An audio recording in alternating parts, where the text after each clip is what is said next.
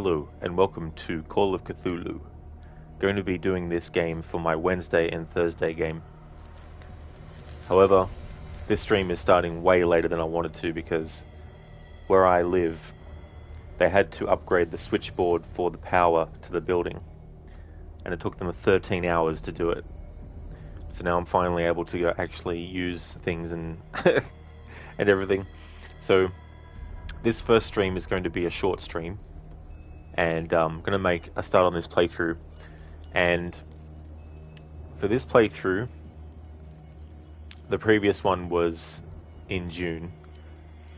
It's kind of funny because I wasn't sure if I was going to fit this game into October this year for my horror stuff, so I did it earlier this year. And ironically, I'm able to do it now, but after October. So I wouldn't have been able to fit it into my October schedule anyway. But in that playthrough, back in June, there was one more ending for the game that I hadn't gotten yet. The other playthroughs I'd done on the Xbox. This is on the PlayStation. And the last playthrough, I wanted to get one ending that I was missing. In this playthrough, I don't have any like actual ending in mind, but I wanted to play things a bit differently, and I wanted to choose a certain style of like approach when it came to applying skill points to your character. There's 7 categories of things that you can put skill points into. 2 of those you can only do it at the start of the game. For the rest of the game, for those 2, you have to find medicine books for the medicine, or occultist books for the occultism stuff to increase that further. But all the other ones, you can continue to put skill points in for the rest of the game. And so for this playthrough, there's a specific set of skills that I'm going to put the points into. And that is eloquence, psychology, and spot hidden. When we actually get to the point where we have to apply our first skill points, I'll actually go over it again. Chapter 1, Pierce Investigations Agency, Boston, 1924. Edward Pierce, veteran of the First World War, drowns his memories in liquor and sleeping pills. He is now a private detective who has trouble finding a case able to lift him from his torpor. Pierce must find a new case quickly, or risk losing his license.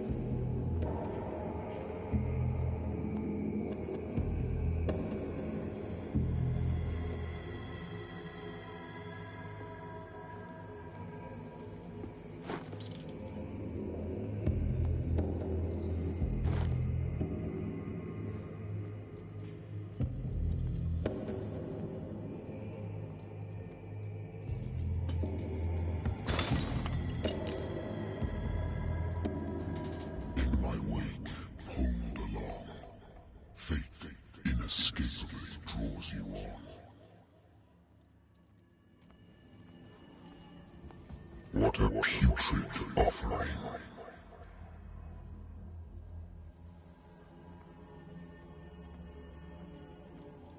Don't fight. You have been chosen.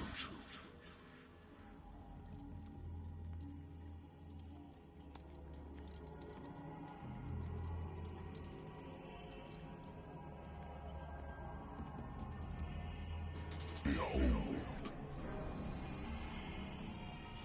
Everything has already been written. But perhaps you will attempt to change your destiny.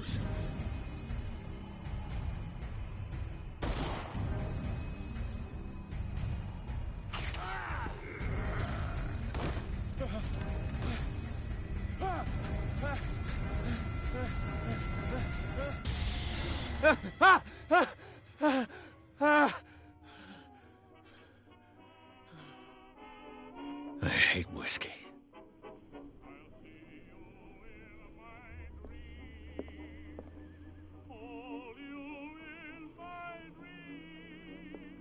Been a while since I jotted down something other than my nightmares. 20th of October 1924, Peace Investigation Agency. The doctor can well repeat to me that I no longer need my remedy to keep my memories at bay, but I know that if I stop, the memories will return. One of these mornings, I probably won't wake up. Despite the treatment, I again hear voices in my dreams, but they are different, unknown. They seem to surface from an unfathomable and ancient depths. What nameless creature is calling me? For this playthrough, I won't be reading every single thing out loud. I used to be an avid reader. Or even reading anything, everything. The Wentworth Agency doesn't attract top-notch cases. Married woman runs off with her girlfriend. The husband couldn't understand it. Natural sciences, linguistics, archaeology. I should get rid of all this stuff.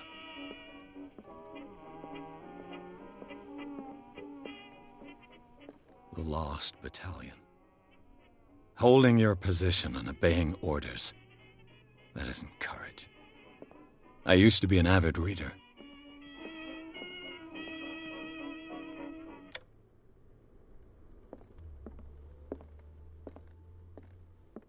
I have business here to attend to. I'm listening. Are you Edward Pierce, private investigator contracted by the Wentworth Detective Agency? That's correct. Hello, Mr. Pierce. I'm Lucy Sherifield, in charge of investigators over at Wentworth. I'm calling because of a problem with your file. A fire has destroyed some of our documents. Is that right?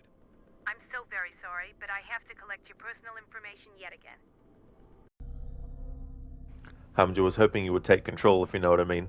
No, I already said I won't be playing Control for the rest of the year. But I felt like playing this one. Okay, so for this playthrough, I'm going to be putting skills into only 3 categories. Eloquence, Spot Hidden, and Psychology as well. Occultism, you can put points into it only at the start of the game. Same with Medicine. For the rest of the playthrough, if you want to increase your Medicine and Occultism, you need to find Occult books and you need to find Medicine books.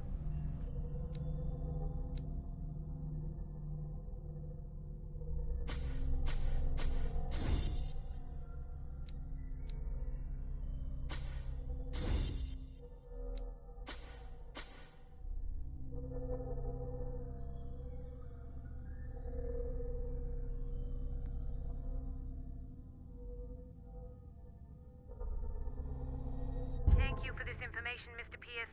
Our files will soon be up to date. And on a related matter, may I raise a sensitive question? What's wrong? As you know, we wish to closely monitor the progress of our contractors. And it would seem you've been accepting fewer new cases. Work is scarce. Mr. Pierce, you know as well as I do there's never been more investigative work than now. But are those cases worth it? They're worth not losing your license. Show yourself worthy of the Wentworth Detective Agency, and we might keep you on the payroll. Mr. Pierce, are you still... I'm coming.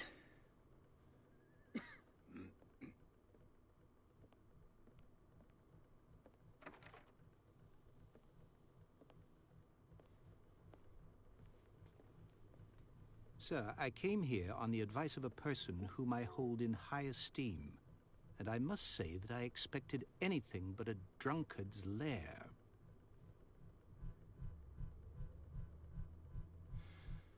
You're free to leave anytime, sir. Do you know to whom you speak? Stephen Webster, industrialist and art collector. All of Boston knows you. Tell me, Mr. Pierce, are you capable of handling a new case, or are you simply a deadbeat inebriate? If you come to me, it means you're desperate. Nobody believes me. They take me for an old fool. Sarah, my little girl, she is dead. Even you must know of her. She was Sarah Hawkins. The painter? Yes, everyone knows her work. The police accuse her of killing her family. They all died in a fire. Sarah, her husband, and Simon, my grandson. I can't do anything for a woman who is already dead. Find out the truth. They say she was mad, but I know that's a lie. She would never have done such a thing. But if you have no proof... I've brought all that I have. Look. I want you to look carefully at this painting. Tell me all the assumptions that come to mind.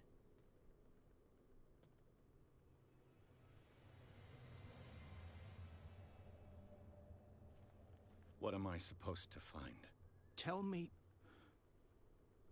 if this is the work of madness. Or if, on the contrary, you manage to detect some logic, a rationality to follow so that I may understand it. Is that all you want from me? Yes, please. All right. I'll look at your picture. That's all you've got? The painting? I placed a file on your desk. It contains everything I have on the affair. Harbinger, yeah, you need to re-add this to your wish list. You were looking for more horror, mystery, Lovecraftian games to play. Yeah, you can probably get this quite cheap now, I think, as well, too. A strange picture painted by Sarah Hawkins a short while before her tragic death was sent to her father just after the artist died. He is convinced that she is the sender. He brought me the painting so that I could examine it. Stephen Webster, the wealthy industrialist, came to my office. He wants me to reopen the Sarah Hawkins case, named after his daughter, who died in a fire alongside her entire family. I must examine the documents he compiled in order to know more about the case. A warehouse on Darkwater. Some sketches of the Hawkins family. Rather thin.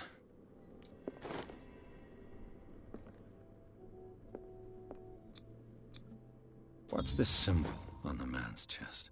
It's as if Sarah Hawkins breathed a message into it. So, Mr. Pierce, what do you make of these elements? The meaning could be exactly as it appears. I think your daughter is sending you a message. That's what I believe, too. It was 3 months ago that I received the call from the police telling me of my daughter's death.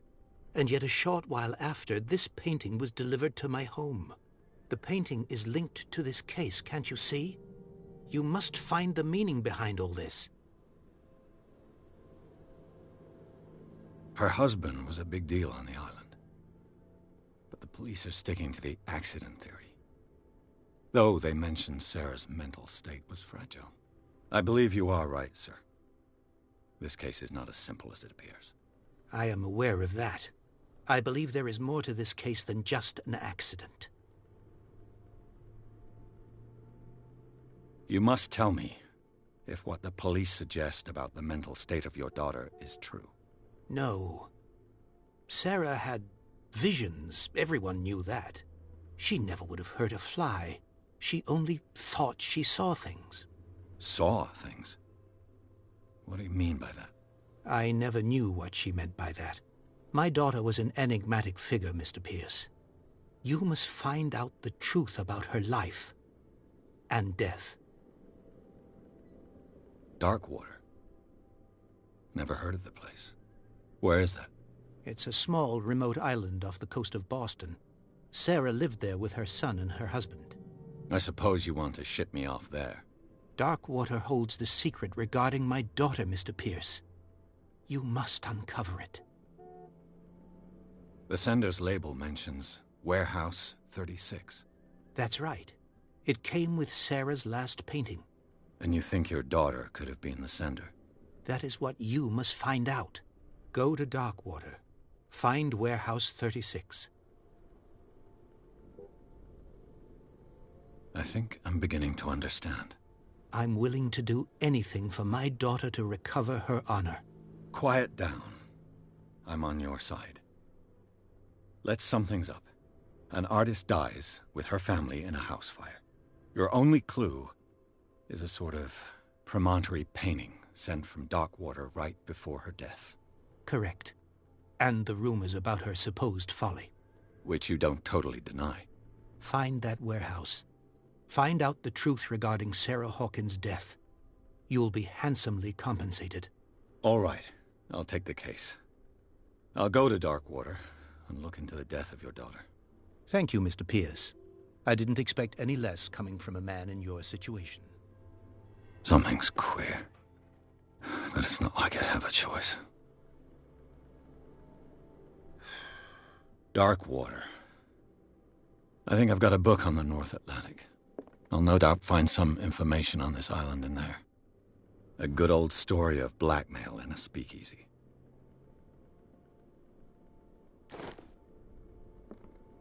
Natural sciences, linguistics, archaeology.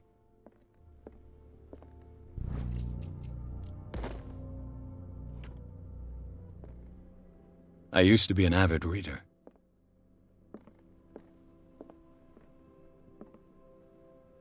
Darkwater is off the coast of Boston. But I've never heard of it. According to this book, it was often mentioned during whale hunting times at the end of the 19th century. But it seems to have been shunned since then. All I have to do is go to the port. I just hope that I can find a boat able to take me to Darkwater. Alright, so before we go to Darkwater, just want to reiterate. I'll be reading some stuff.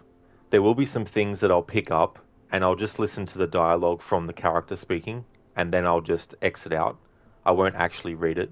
So anyone who might be wanting to actually read all that stuff, apologies up front, but I don't have time for this playthrough to spend that much time reading everything.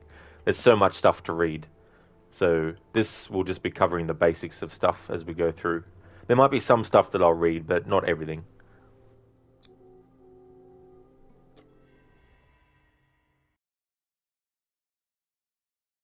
Chapter 2, Darkwater Port. Pierce took the Hawkins case. The cursed artist is accused of having caused the fire that killed her and her family. As the only clue, she left her father a disturbing painting. On the shipping label, an address, a warehouse set on the docks of the island of Darkwater. The place seems to be the starting point for Pierce's investigation.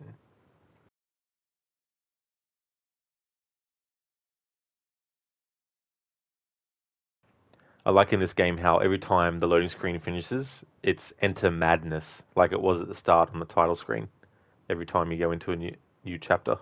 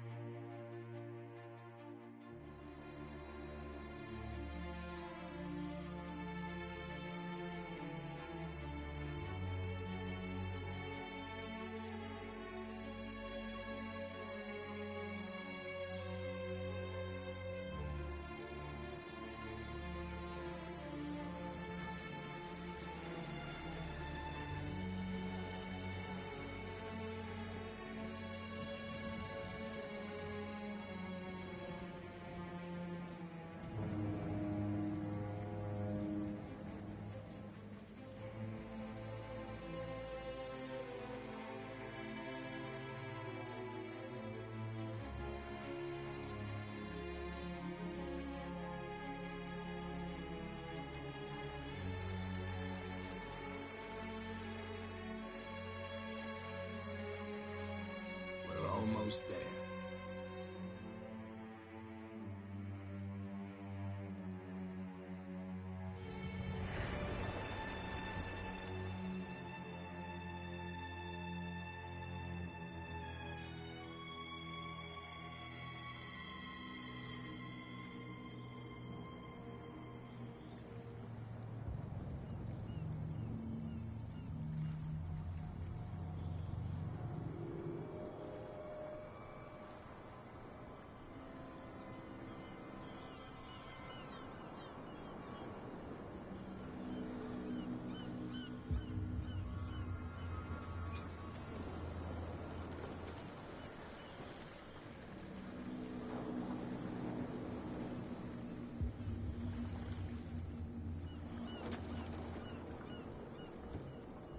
Stay on board. There's guys coming to unload.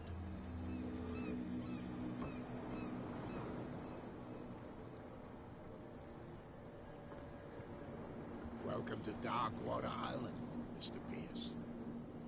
Why, thank you, Captain Fitzroy. So, what wind brought you? Does the Hawkins case mean anything to you? A sad story that we would all prefer to forget. Charles Hawkins may have been a landlubber, but he was a good man. And his wife, Sarah Hawkins. A nice young woman, and a great painter. What a tragedy. You know what? Go have a drink at the Stranded Whale. What you need is a good pick-me-up. Mitchell may not be very welcoming, but his bar holds a surprise for you. As for me, you'll find me at the Harbor Master's office. If it's the Hawkins family that brings you here, I have a pile of documents that should interest you. Understood. I'm going for a look around the docks.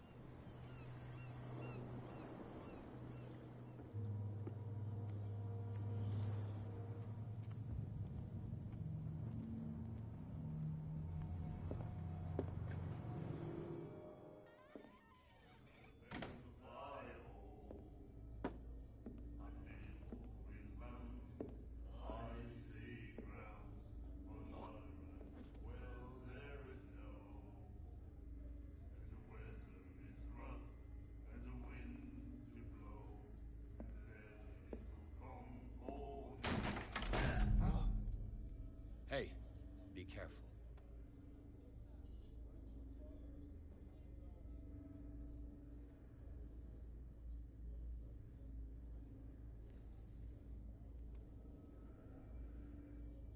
Let's get him another drink. He's dry. In my bar, we don't serve troublemakers.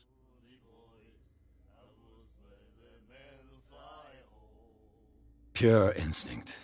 I behaved like a Hun, and I sincerely apologize. Veteran, huh? 307th Infantry Regiment. Oh. Well, that'll be okay for now.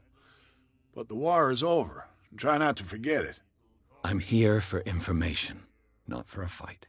I prefer it that way. Speak then. I reserve the right to answer or not.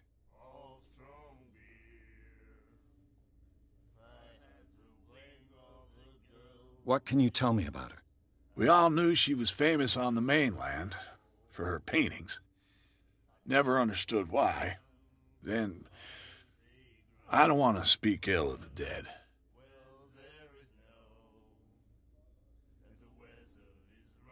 Her style made her famous. How would you describe it? Tortured? Yeah, well, it wasn't normal. I mean, for a young woman with a child and all that. We saw them in the papers and we said to ourselves, who can paint such things? Is that how she sees the world? So they made you feel uncomfortable? You need to see them for yourself. Make up your own mind. I've got what I need. Anything else? The Stranded Whale. I guess this bar has been here a long time. What can I tell you? I'm a nostalgic sort of guy. The name, it reminds us of the golden age of Darkwater, when our whalers left for long months and came back sweating and stinking of the oil and flesh of the whales they'd been hunting. It was a tough time, all the same. Ah, but steeped in glory. We've never known such wealth since then. I didn't expect to find alcohol on this island. What's the source of this miracle? You mean who?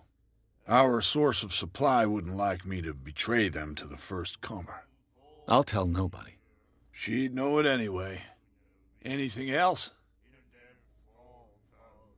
Do you know where this place is? Warehouse 36, Darkwater Harbor. The Hawkins warehouse.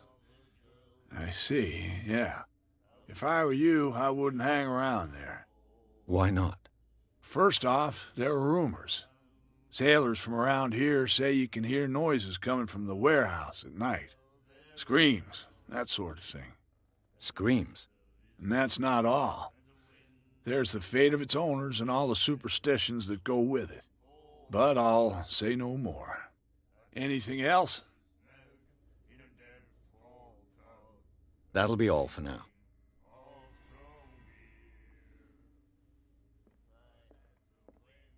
And then he said, "You have no right to treat us like this." And the doctor, what did he say? He laughed. My God. You said it.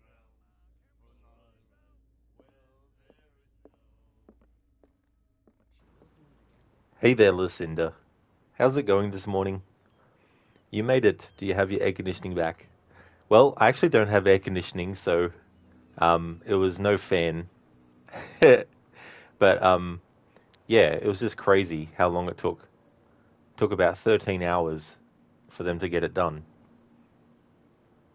And I hadn't downloaded this game, so that was another thing that I had to spend time doing once the power was back on.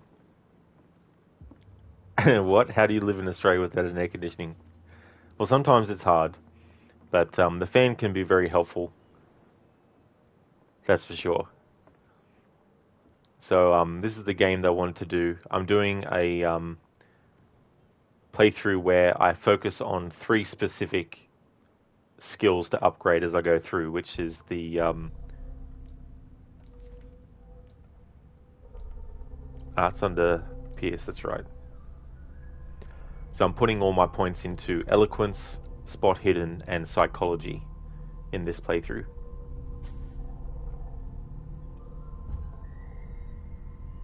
But no particular ending in mind.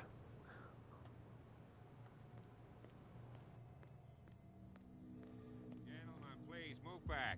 Let the police do their work. Hey, Sullivan, can't you go any faster? Have you seen how old this thing is?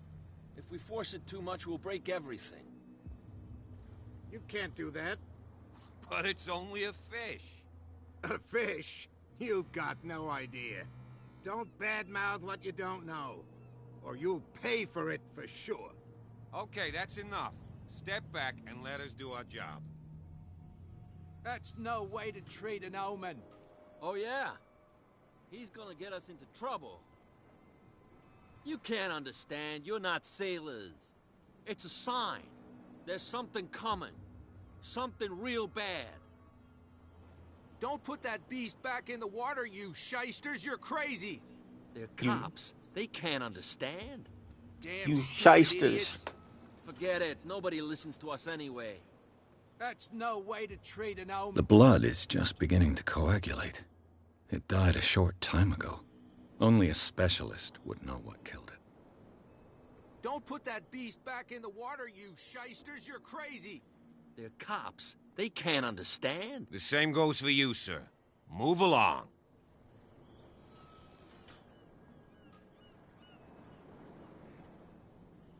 I'm looking for this address. Warehouse 36, Darkwater Harbor. Ah. And so who are you? I didn't introduce myself. Edward Pierce, private detective. In any case, it's not very important. I can't answer that. You can't? Or you don't want to? Oh, no. I'm not getting into those games, me. Now, please, allow me to do my job. You can't understand. You're not sailors. It's a sign. There's something coming. Something real bad. Don't put that beast back in the water, You shysters. Shysters. You're crazy. You can't understand. The Scylla. It finished up beached at the entrance to the harbor. Fishing equipment. Could do with some rust remover. This blackboard hasn't been used in a long while.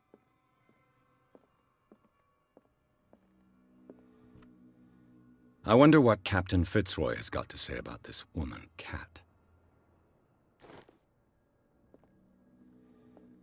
I've brought out the Charles Hawkins cargo manifests. They're on the table next to you. But in truth, you're likely to be disappointed. When you're done, come join me on the deck. These manifests are signed by Charles Hawkins. But that's all I'll get from them.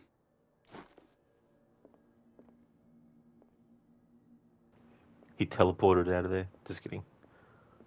Broken. This place seems half abandoned.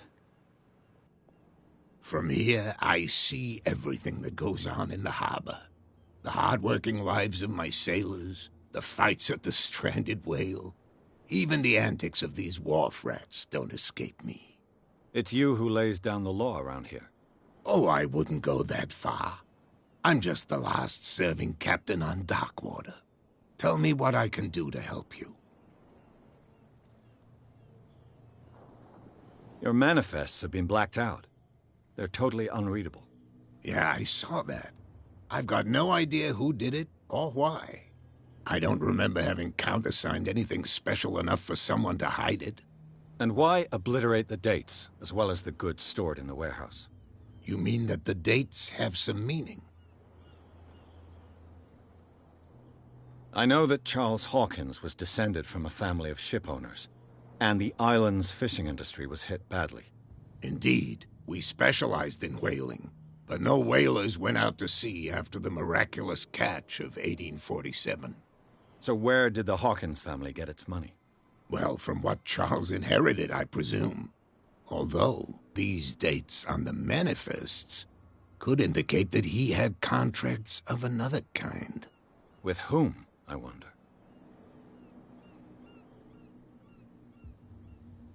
I'm just back from the wharves.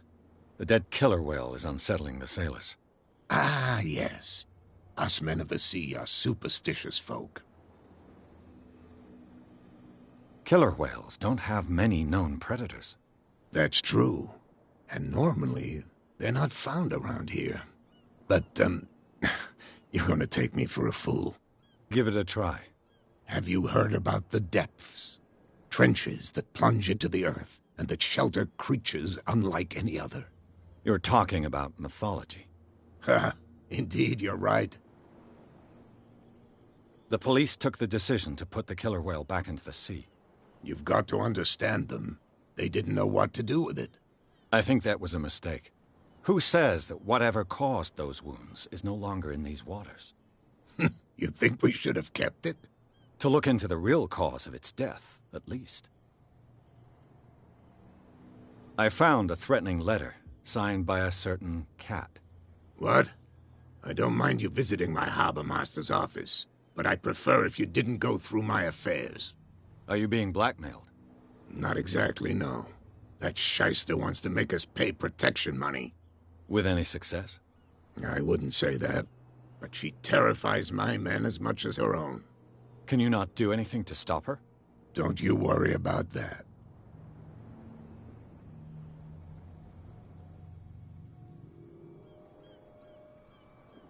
I'm looking for Warehouse 36. Do you know where it is? Look, it's right there. The warehouse is opposite the jetty. You can't miss it. Understood. You know who the building belongs to, don't you? It belonged to the Hawkins family. Precisely. I think that somebody here wanted me to search this warehouse. I shall be on my way. So come back and see me when you've got something new.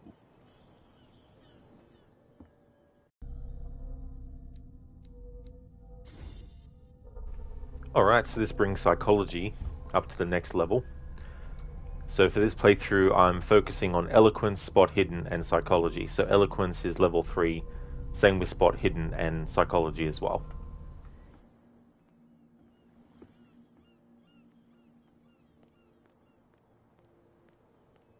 Nobody listens to us anyway. That's no way to treat an omen. Oh, yeah?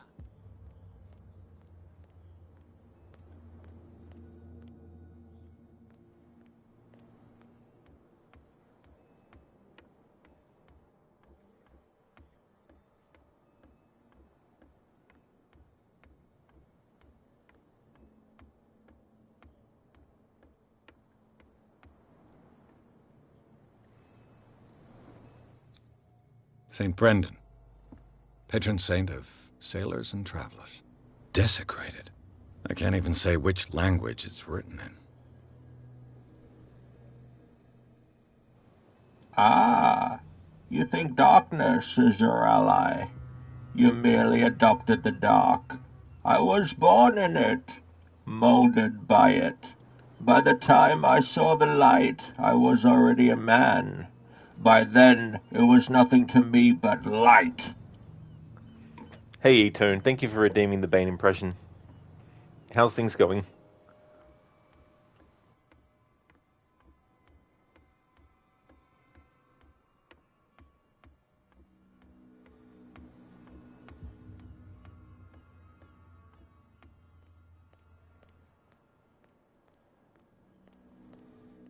You live here? Why did you do that, huh? We saw what you did to St. Brendan. Yeah, we'll teach you to come onto our island and ridicule our protectors.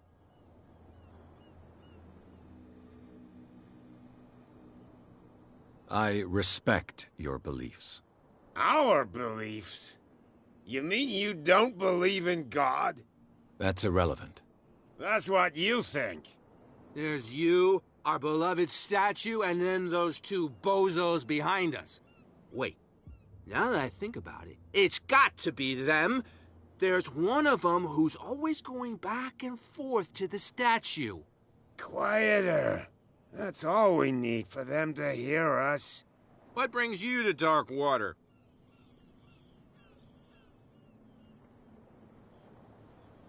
That statue represents your local saint. What do you mean by local, exactly? You wouldn't be looking down at us, like all townspeople do. St. Brendan. He protected whalers and fishermen like us. Until those assholes defaced him. Peculiar house. Yeah, that's where we live. Our boat. It's not because it doesn't float anymore that we're going to abandon it. Isn't it a bit early for alcohol? We got nothing better to do anyway. There's not much work around here. Fitzroy gives us a few chores every now and again, but since the whaling station shut down, ain't a lot of jobs left around here. So we drink. The two guys behind you. What are they guarding? The bootleggers. Scum. They're protecting their territory. From whom, I wonder? They really don't have a choice anyway. They're more scared of Cat than an attack by drunken sailors. If only they would kill each other. Is it Cat who's shaking down Captain Fitzroy? Hold on just a minute. We didn't tell you a thing. Nothing at all. I've taken enough of your time. We'll see you later. Come on, you could tell me. No, if it gets out, I'll have serious problems with you-know-who. How could you be dumb enough to leave the entrance to the warehouses unguarded? Keep your voice down. Why not go and shout at the cat while you're at it? I don't want to end up with her little knife under my throat. It's a stiletto, you idiot. And with that smell on your breath, I don't give you much chance anyway.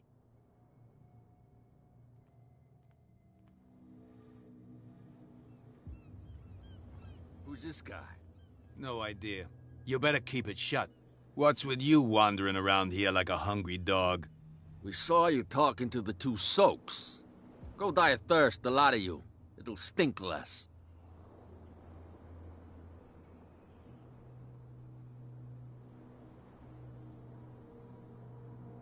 Cat. She's your boss. What? You listen through keyholes? She's the boss, yeah. She says who goes in or not. Shut up, you dummy. You wanted to know that you also talk too much. She must be quite intimidating if she can make two men like you tremble.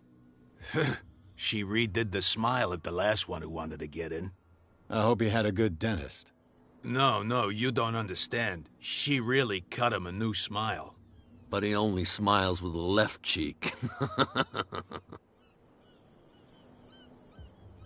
She sounds frightening, your boss. And she doesn't like to be talked about behind her back. I went to see the statue of St. Brendan. What makes you think we did it? We're bootleggers, not savages. Who do you think defaced the statue? What do I know? They could have done it by themselves. The sailors? Who else, in your opinion? And who's interested? Hey there, Brutus. Hello to you. Welcome on in. Hope it's going well. So, who are you? Are you stupid or are you doing it on purpose? Everybody knows us on Darkwater. I've just arrived. Let's just say we're standing guard for the owner of the site. And we let no one enter her property.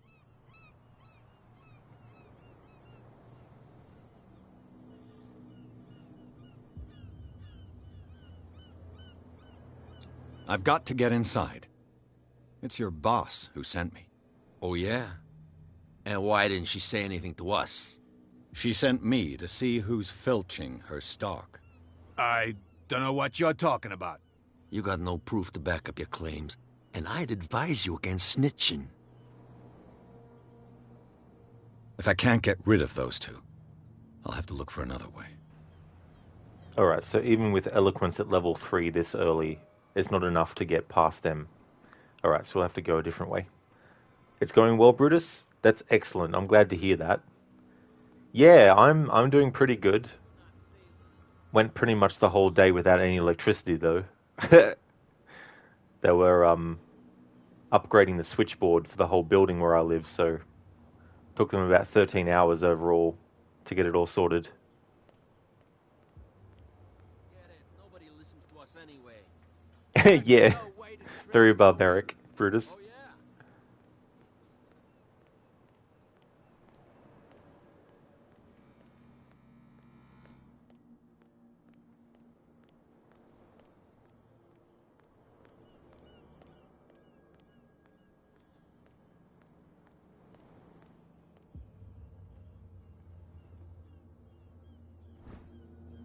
A handle. It must come from these old winches. This ratchet device seems to be usable. A whale vertebra. This place is full of junk.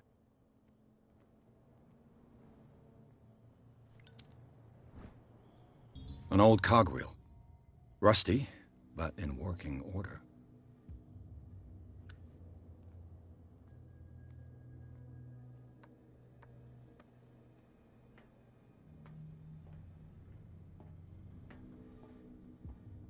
I could use this old winch to lift the grating.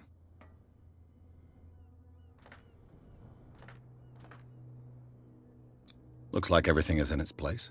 All that's left is to try to turn this handle.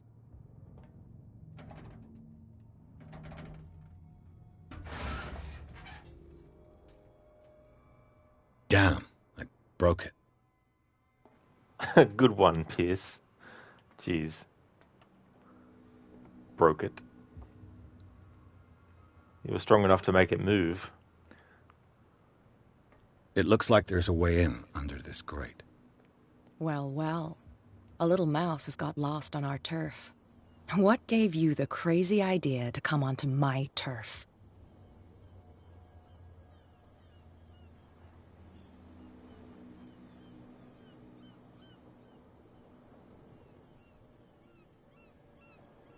Has the cat got your tongue? You've come for a fight. What I've got to say won't change a thing. You're a quick learner. I decide who comes in and who stays out. And anyone who doesn't respect my rules, I punish them. Is your name Cat? What of it? Maybe we can come to an understanding. Maybe. Or maybe not.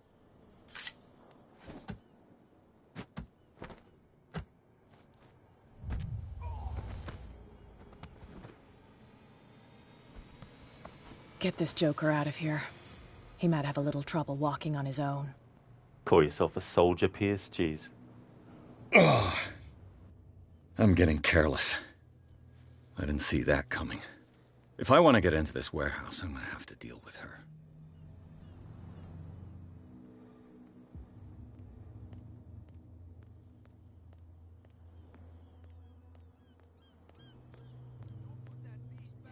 Yeah, listen to the old hit him in the jimmies trick.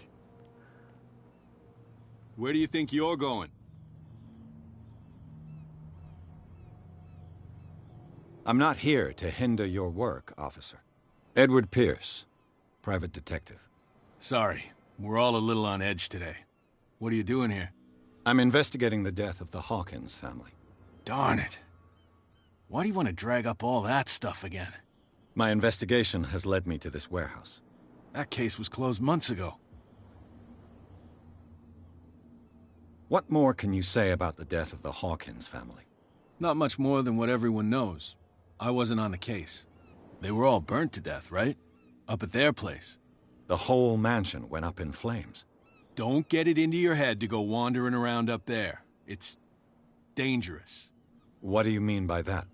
The only one left there is old Silas, and the accident has affected him badly. He can be unpredictable, especially if a stranger starts poking around the property. Is he a danger to the public? No, he's in his own home. Do yourself a favor. Leave him well alone.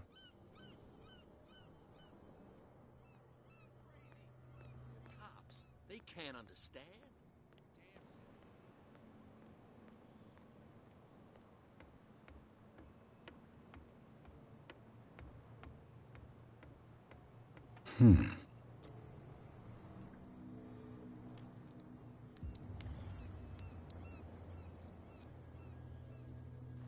Damnation, I broke it.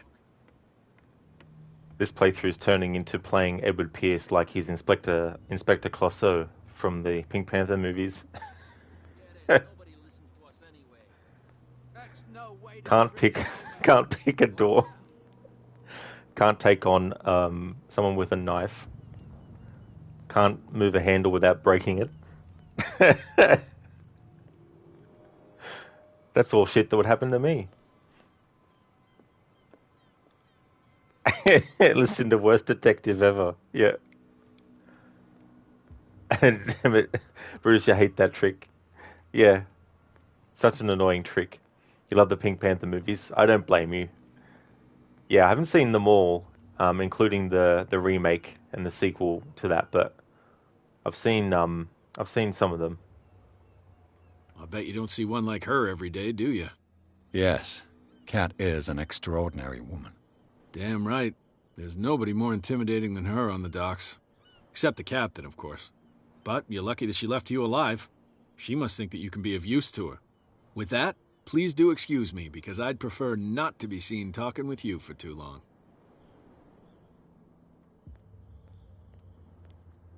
I know how to get in the warehouse, Pierce. What you do is you climb up on this vehicle. But we can't in this type of game. Alright, so we need to find another way to get into the warehouse. If you have enough investigation to pick that lock, you can find the evidence against one of the two dudes that was saying, you know, what proof do you have?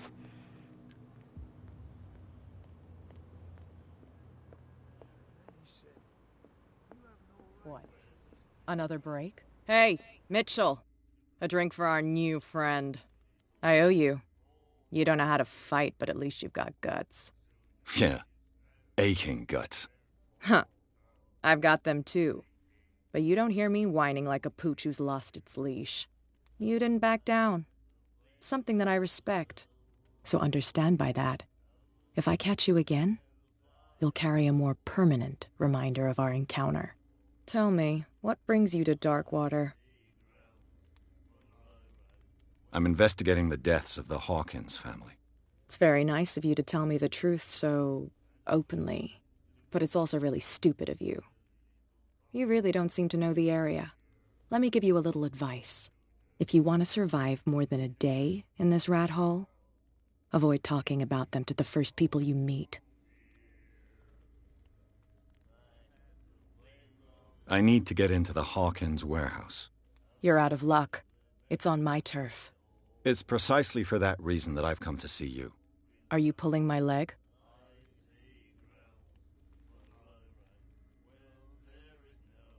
Your small-time hoodlum number is starting to tire me. My number? I thought I'd made myself clear. But we can go through it again if you didn't understand. You took me by surprise. It won't happen again. Oh, so amusing. To be honest, As long as it doesn't interfere with my business, I don't care. But I'll go with you, to make sure you don't stick your nose into things that don't concern you. Sounds honest to me. I'm not finished. If I do that for you, if I let you onto our turf to conduct your little affairs, you'll be indebted to me, and I guarantee that I always collect on what I'm owed. Think about it. I help you, you'll owe me a favor in return. Do you accept? Do I have a choice? Oh, we always have one, Detective. Follow me. Nobody questions your authority here.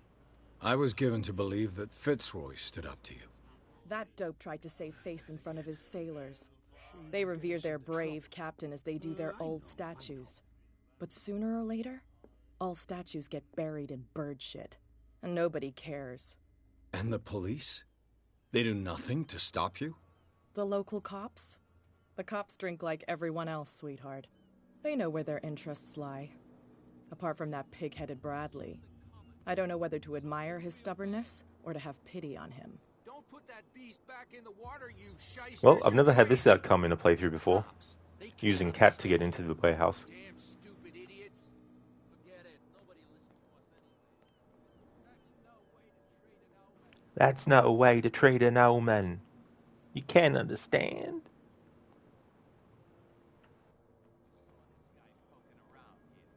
It's fine. He's with me. Oh. Okay.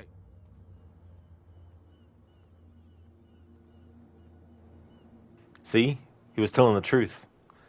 He is working for Cat. You shysters. You're crazy.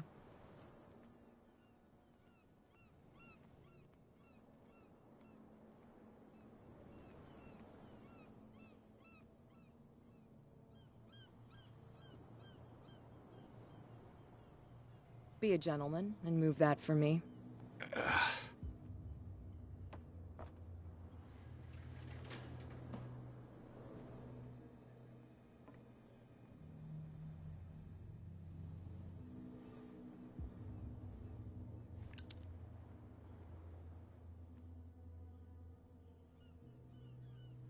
That's how it's done. Do I still need to hold your hand? Or do you think you'll get by on your own now? Don't overdo it. Good. In that case, I'll leave you. I've done enough mothering for now.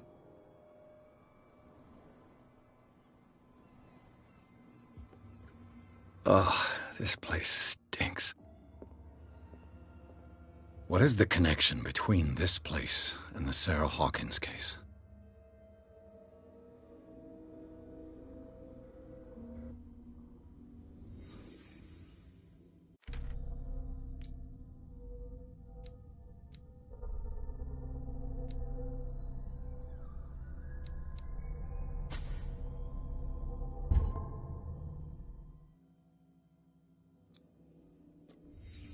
What happened here?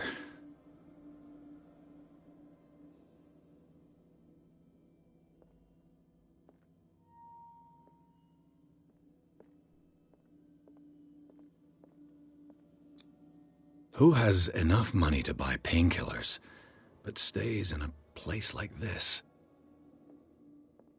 It smells as bad as it looks.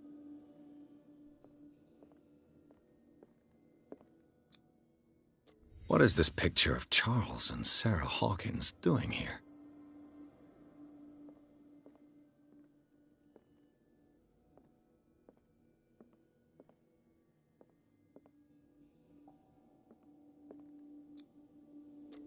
Is this one of Sarah Hawkins' paintings?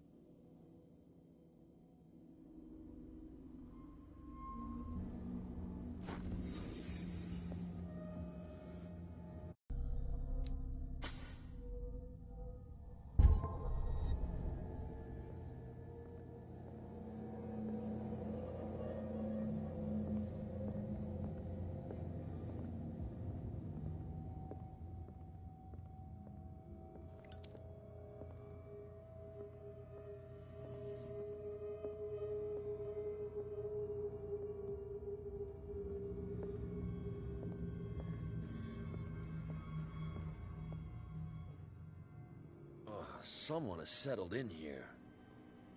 And whoever it is has something to tell me about the Hawkins case. Is there anyone in there? You! Don't move!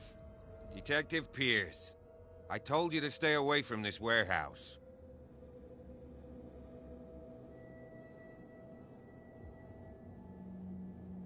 You seem like a competent officer. We should help each other.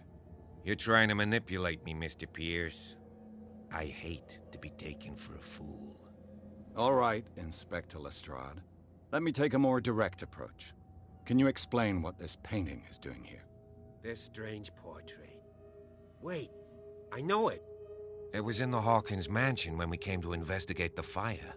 So you confirm that it was removed from the crime scene? Interesting. I'd like to go and see the mansion now. Of course. You want to go back along his trail? I'd like to understand how this painting made it to here. Come on. My car's parked down the way. Andrews, would you please shut the door? And open your eyes, damn it.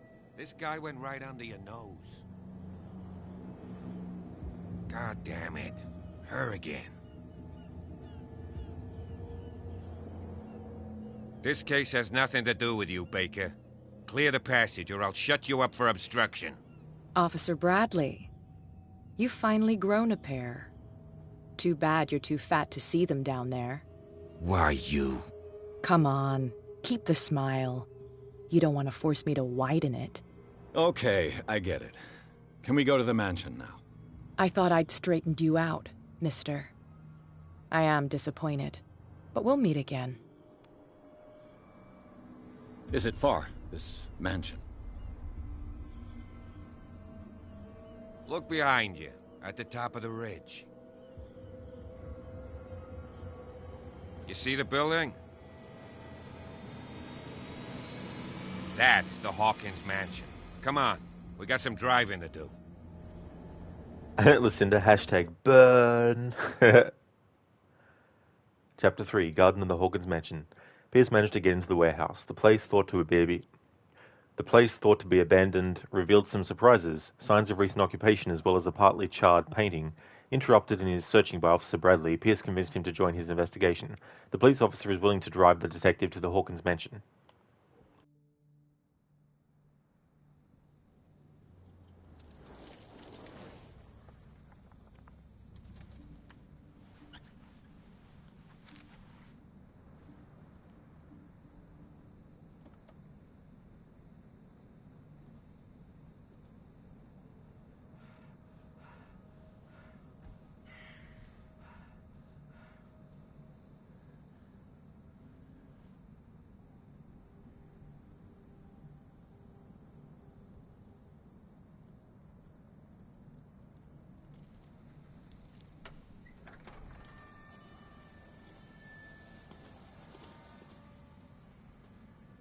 Well, here we are, Hawkins Mansion.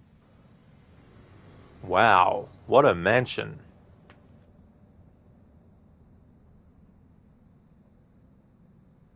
The place has been abandoned since the fire. There's only old Winchester in his hut.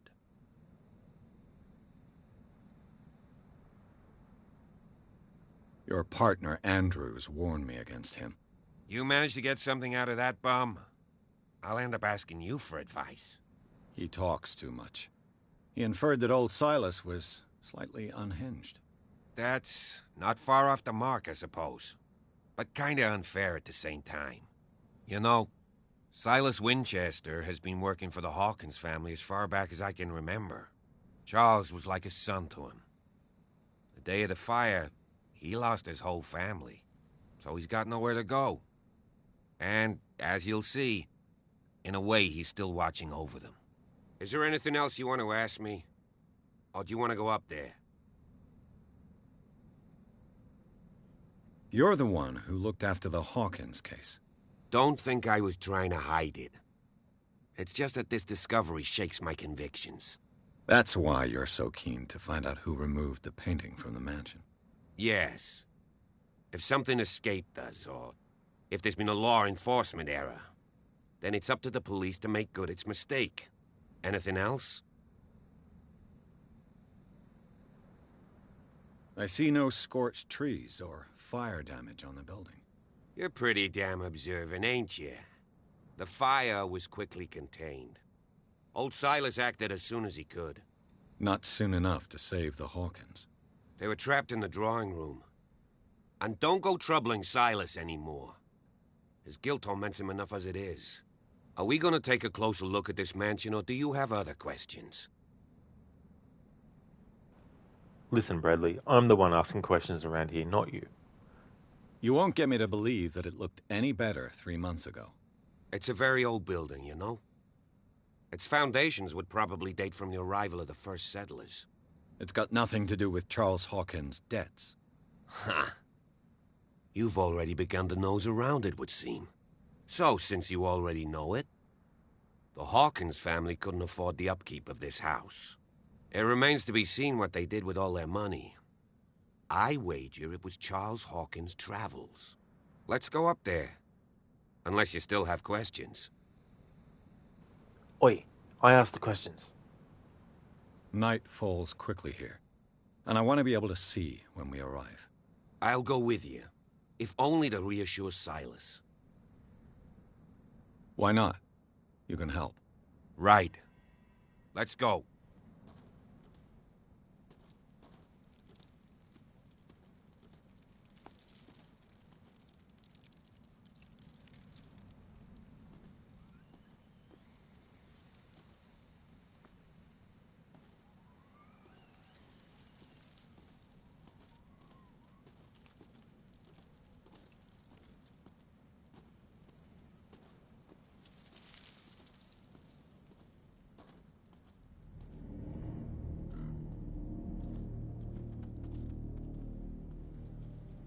Poor kid.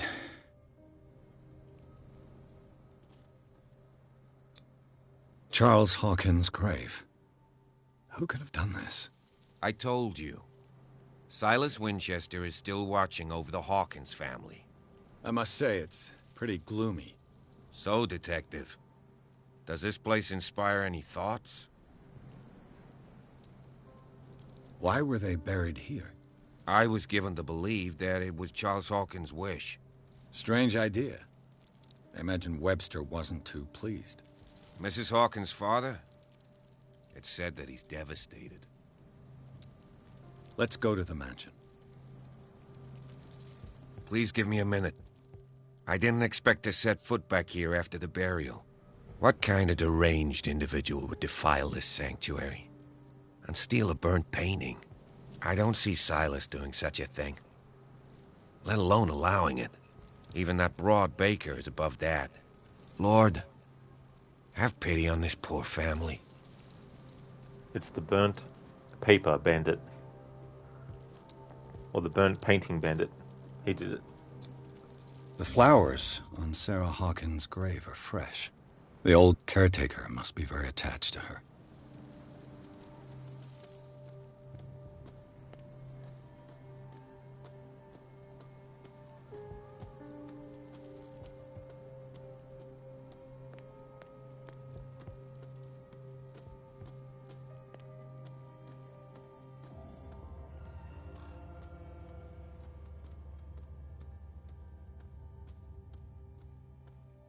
This entrance is still in use.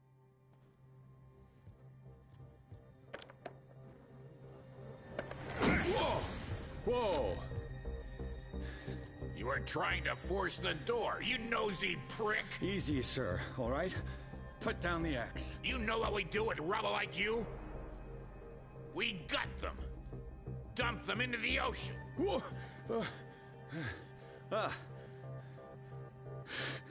You're Mr. Winchester. Lower that axe, and let's talk calmly. I'll show you how we have it out on Darkwater.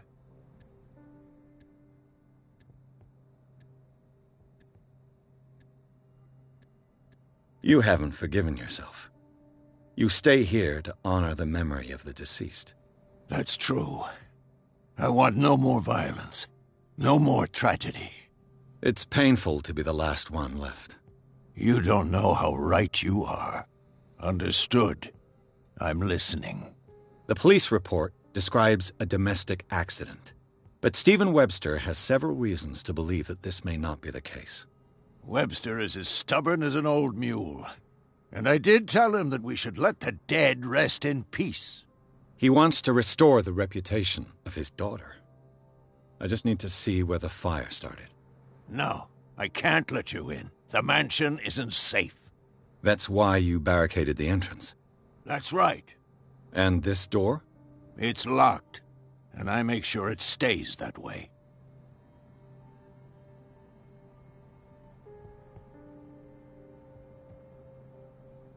No one lives in the mansion, and you don't take care of it anymore. If you have a good reason to be here, I'm listening. There's vermin. I keep an eye out. Vermin? Yeah, that's it, vermin. Right. This is what we're going to do. I go inside, and I promise that I'll hunt vermin. Okay with you? I'm not sure. If there's nothing else to fear, you can give me that key. Right. Take the key and do what you have to do. Go on, then. Just to get rid of you. Let's see what more I can learn from this mansion.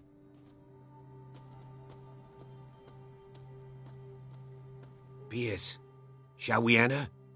Now that you finish your fun and games with Silas, we can perhaps inspect the mansion. You're right. Let's go. What now? Let's take a look inside. I'm with you.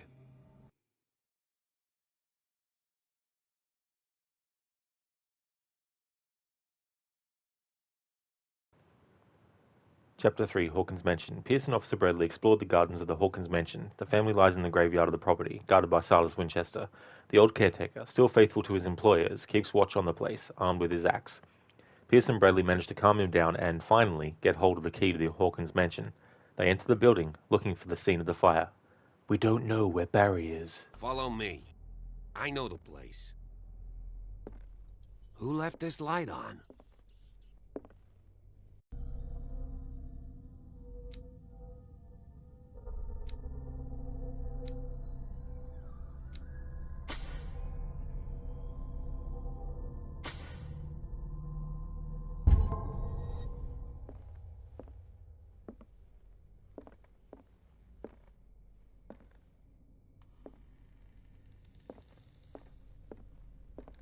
The Last Supper of the Hawkins.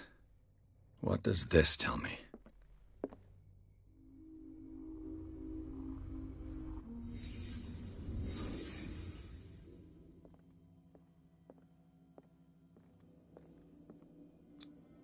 What kind of meat is this?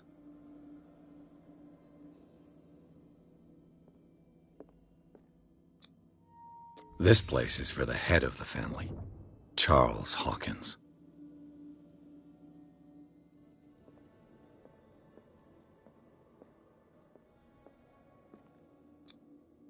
The boy was probably here, smashed his plate on the floor.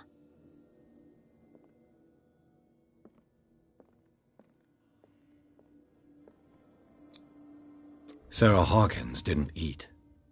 Was it because of the meat or something else? Something happened at this table. An argument?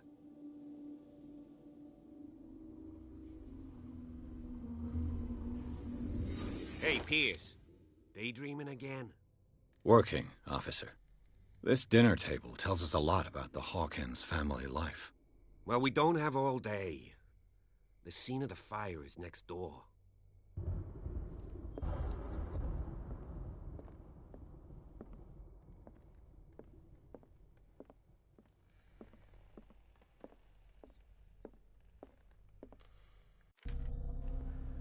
Just since you mentioned it, Lucinda is here too. Do you know any other horror mystery games with some combat? Doesn't have to be a fresh game. Don't say Outlast. You're mostly interested in a good story. Well, you're in luck, because Outlast doesn't have any combat in it. Neither does Outlast 2. So I won't recommend them. You've already said that you wanted to play this or had an interest in it, so there's this one. I haven't played it myself, but there is another H.P. Lovecraft game, or based on his works, called The Sinking City. but I've never played it myself though, so you might have to see some other playthroughs and stuff like that. You play as a detective in that as well, but it's third person and it's got combat in it as well. Listen, you thought The Beast Inside was a decent game. It has some combat, but it's mostly investigative, jump scary bit. Oh yeah, that's a good choice. Just trying to think. Layers of Fear 2. That one is a first person. It's a sequel, but you don't have to have played the first one to play it. But the first one is shorter. So they're... And just trying to think what else. That's all that's coming to mind for me. Silas managed to bring the fire under control. Let's see if I can find something the cops missed.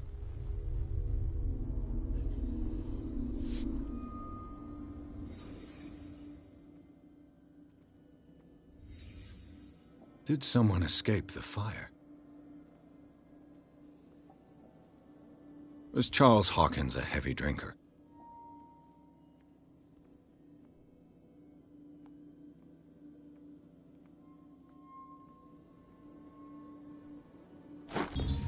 Did Sarah Hawkins lose one of her shoes?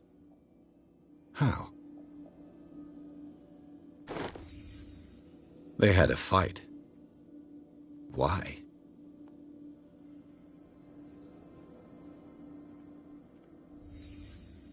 The child's corpse left a trace. Where are the others?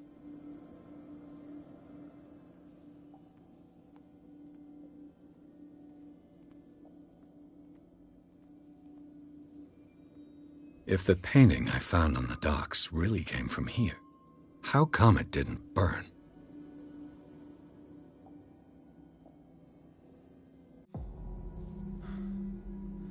Blood. This lamp was thrown. This was no accident.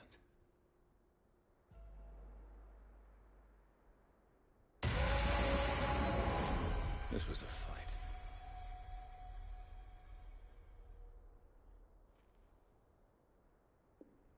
Someone fell here.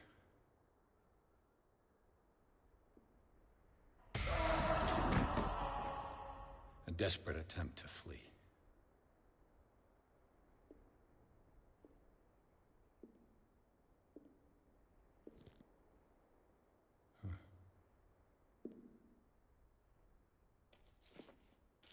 And the boy.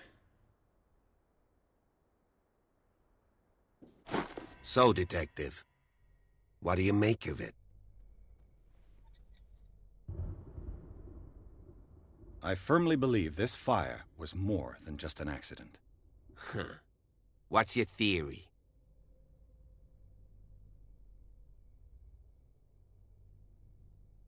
I think the Hawkins couple got into a fight. You sure of that? There's only one way to be sure.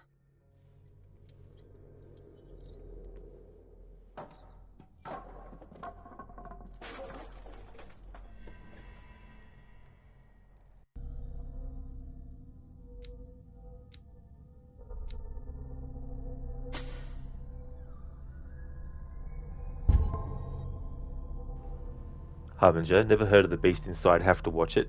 Yeah, Lucinda played through The Beast Inside. It was definitely an interesting game. I wouldn't mind playing it myself in the future, actually. You knew about the Sinking City, but you can't find it on Steam. Ah, that's fair enough, Harbinger, yeah. Listen, you loved Call of Cthulhu until it went off the rails. Yeah, when it's like, nice and smooth sailing, and then, oh my god, boom, off the rails. Harbinger, you think you've become addicted to horror games? Oh no, Harbinger. Oh no. Welcome to the club. No.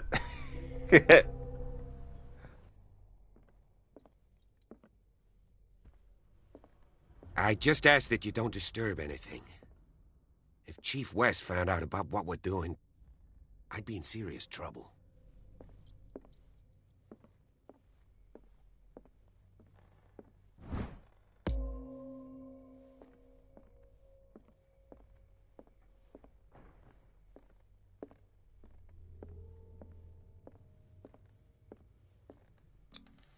These bandages are covered in dried blood.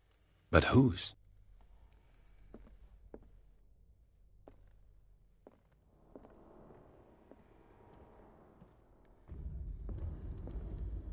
The lyrics of the drunken sailor, a sea shanty. Early in the morning.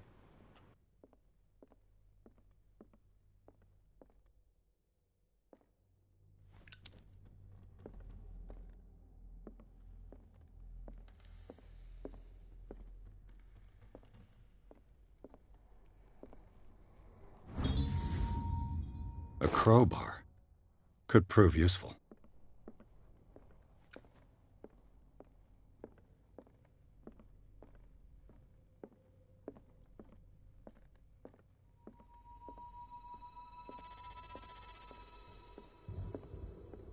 What do you know about Charles Hawkins' activities? Well, not much, to be honest. We all assumed the Hawkins lived on Charles's inheritance. If you're right, we should be able to find clues among the Hawkins' personal effects.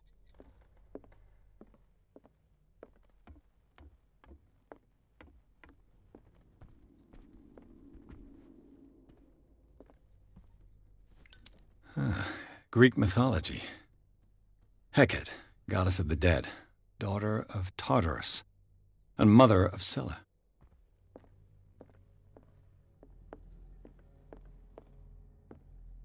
What could Sarah have done to make this person threaten to call the police? Dear sir, as you know, I've always held you and your family in high respect. Unfortunately, I can no longer continue to close my eyes on the behavior of your wife. Last week, she again terrified my clientele. I know that she means no harm, but you should place her in the care of Dr. Fuller. He alone seems able to make her come to her senses. If these disturbances were to recur, believe me that, although it would feel like torture, I would be obliged to involve the police. Respectfully yours, Anton Wellard.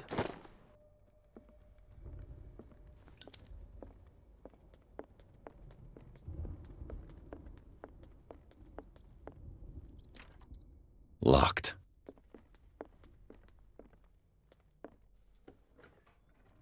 What will her room reveal about her?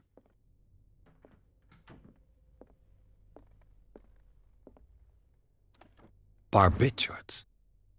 Sarah Hawkins must have been extremely agitated, resorting to such a treatment.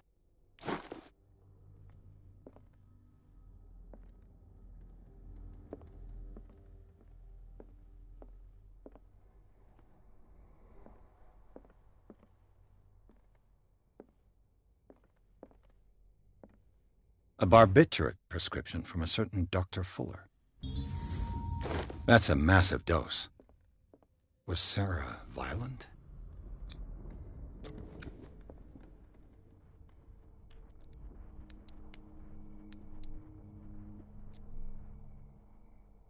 This padlock is too complicated for me. All right, kick the door in. It's no use. The padlock won't give.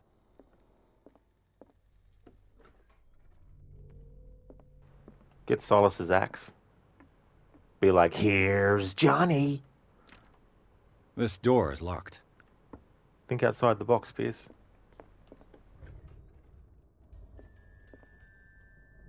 The boys' room.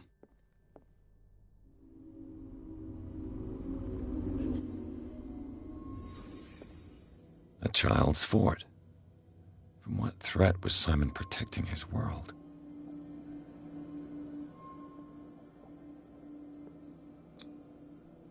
Tom Sawyer. Mark Twain. Sarah must have read it to him before bed.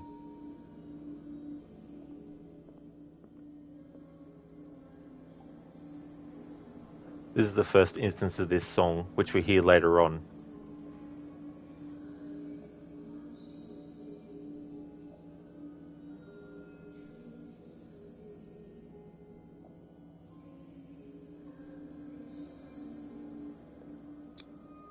Sleeping pills. Strong for an 11-year-old boy. What was wrong with this family? What nightmarish vision could have inspired them? Simon's troubles went beyond family problems. That kid saw something. Something terrified him.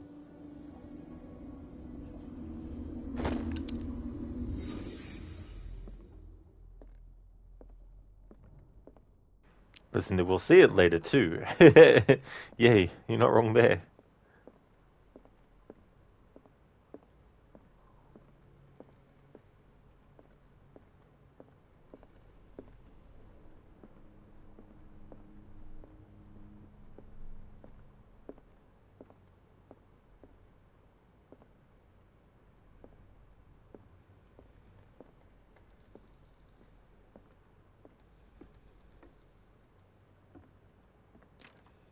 This door is locked.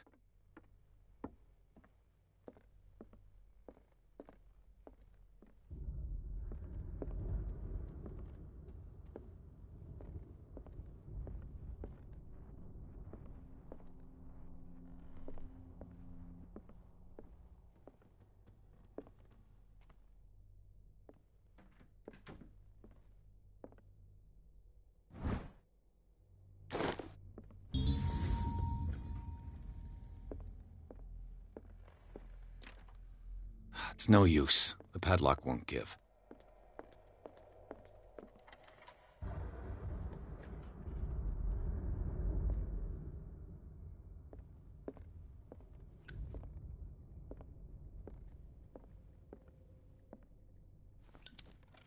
This ledger lists all of the paintings Sarah Hawkins sold. It seems the last one was given for free to a Francis Sanders. I wonder why. Sarah Hawkins' agent was getting worried. Seems she wasn't giving any signs of life. My very dear Sarah, ever since you left to bury yourself away on that lost island, your art has been attracting increasing numbers of collectors. I beg you to send me some new paintings. The last ones, so somber and strange, moving as no other paintings have been, are selling at a premium price. Your percentage of these most recent sales is attached. Do not forget your friend, who was the first to recognize your genius and display it to the world. Affectionately yours, Maximilian L.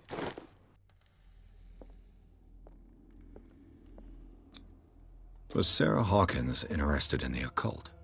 What was she trying to achieve? Aren't we all?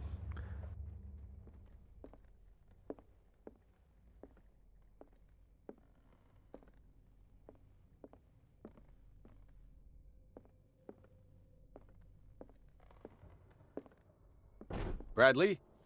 Is that you?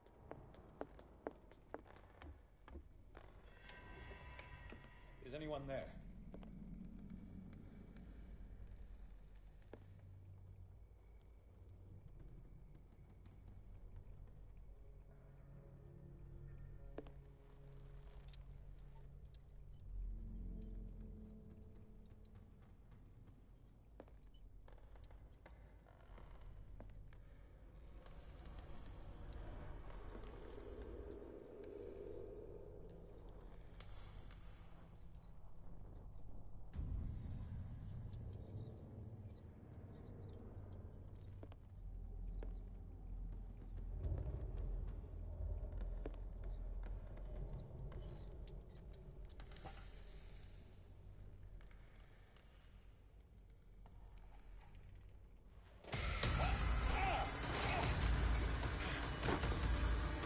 You! Stop!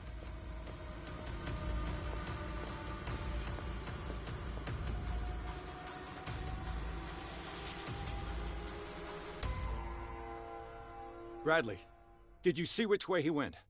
Who? I didn't see anyone. I just heard some noise. Are you all right? A man was hiding on the upper level. He ran when he saw me. He can't be far.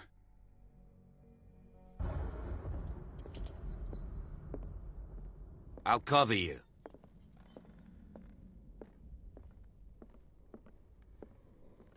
This door was closed earlier.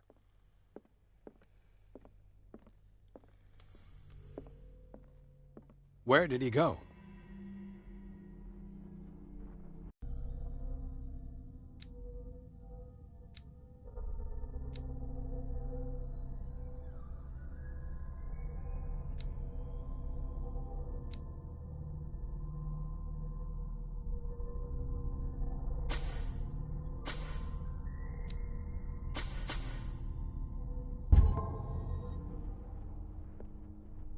Seems like this came from a log.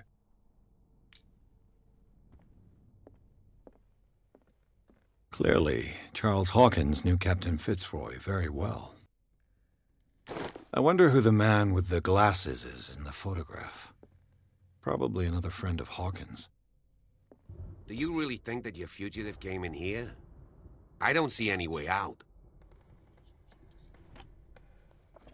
It looks like an old seaway map. Looks like the navigational paths described in the log. Listen, you never did figure out the globe puzzle. I have once before, but it's such a damn friggin' pain in the ass to try and figure it out. So I'm glad that I got the crowbar, because I'll just use that on this gear over here. Harbinger, but you did add COC to your Steam wishlist, Call of Cthulhu. €20, but you've seen it for 67. Ah, yeah. Yeah, when the game came out in Australia, I think it was $80, but I waited till it was like, I think 40 before getting it. Because I felt like it didn't seem like a game that was worth $80, but was still a game that I wanted to get and was interested in.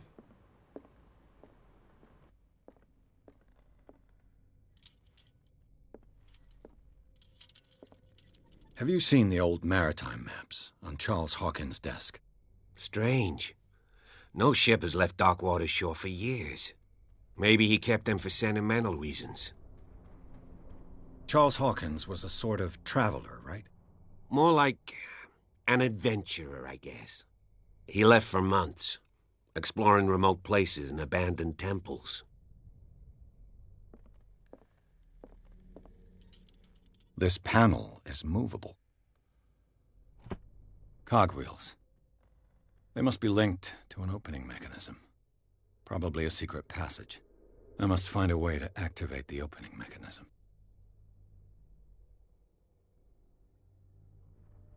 With this, I should be able to force the gears.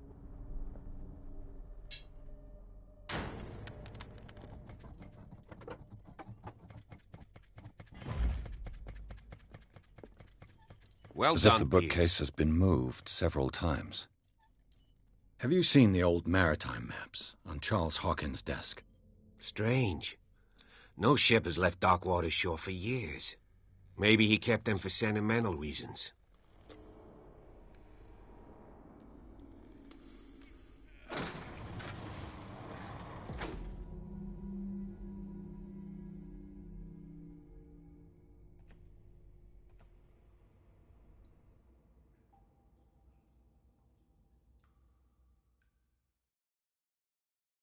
Chapter 4, Tunnels Under the Hawkins Mansion.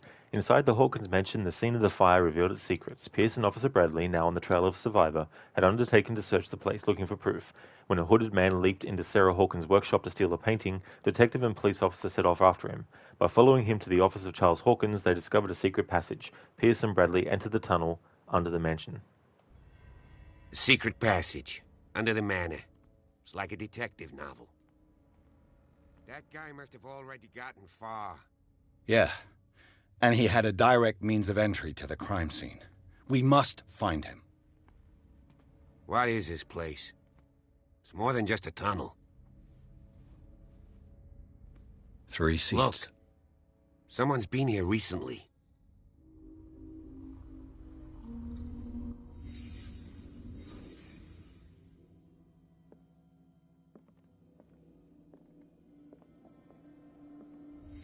Did Charles Hawkins use this place? Who were the others?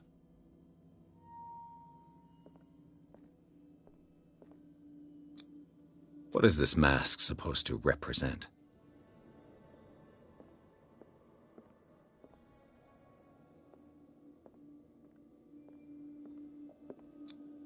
Whatever Charles Hawkins hid here, he didn't want it in his house.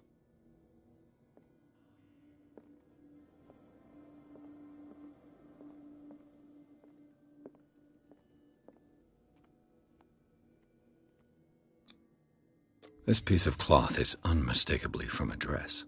Was Sarah Hawkins here?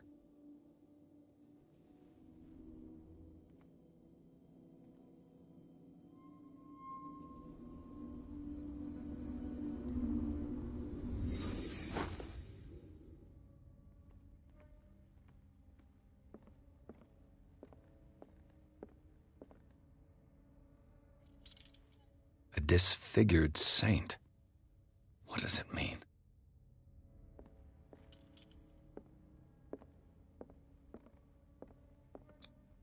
This padlock is too complicated for me.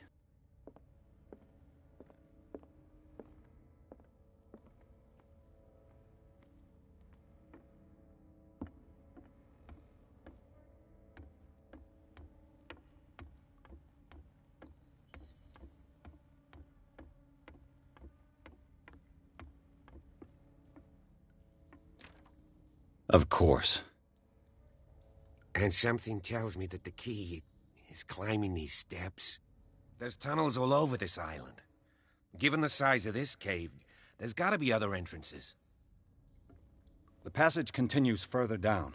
Might as well start with that. I ain't gonna squeeze in there. I'll find another way. If possible, I prefer not to ruin my uniform. Fine, fine. Go look for another entrance. I'll try my luck down below.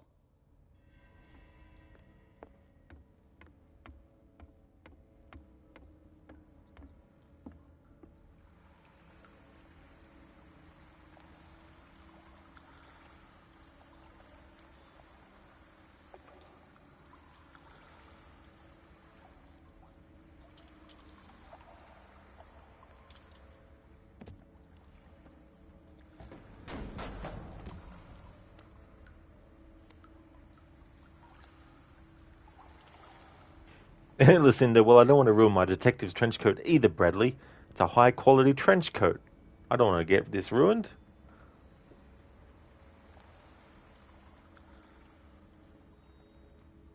Some kind of dream catcher. If I touch it, it'll turn to dust.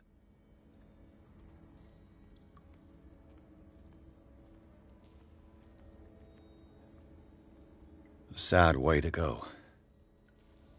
An old diary. In this volume, there is mention of the beliefs of the lost tribe. They worshipped an entity that spoke to them in their sleep. The whole tribe seemingly disappeared in a mass sacrifice to the glory of their deity. These paintings must be several centuries old.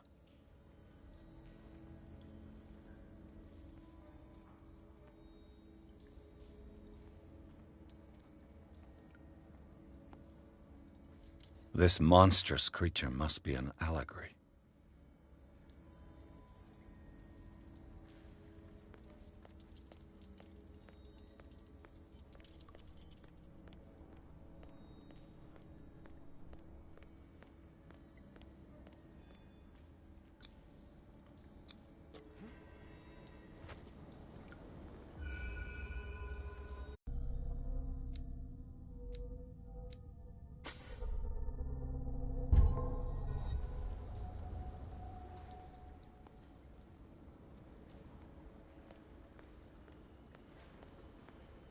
Time has weakened these structures.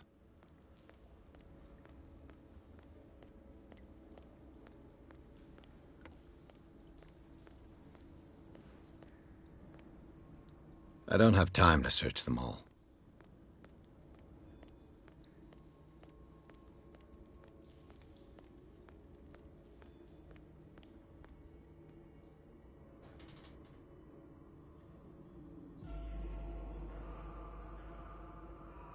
What's going on here?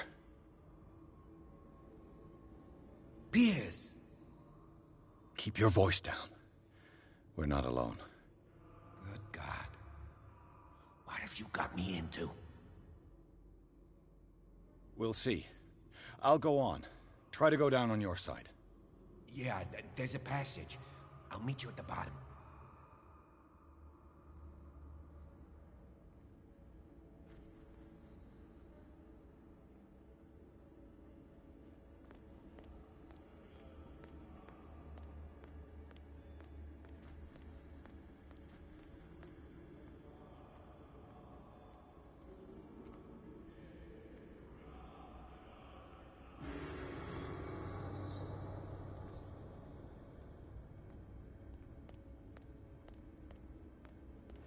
Just want to go back here and just show off something.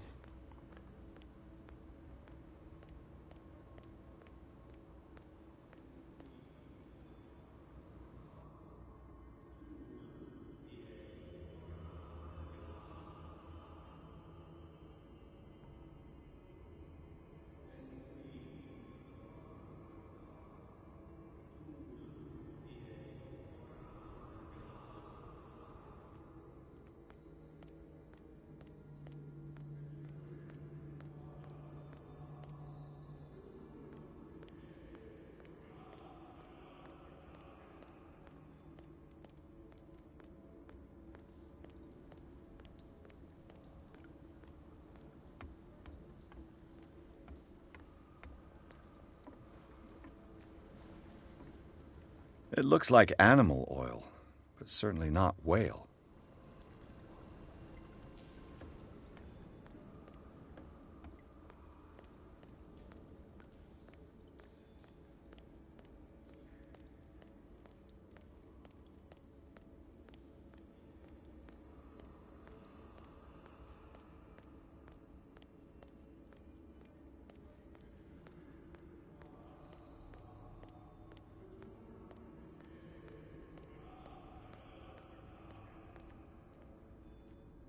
A table for sacrifice?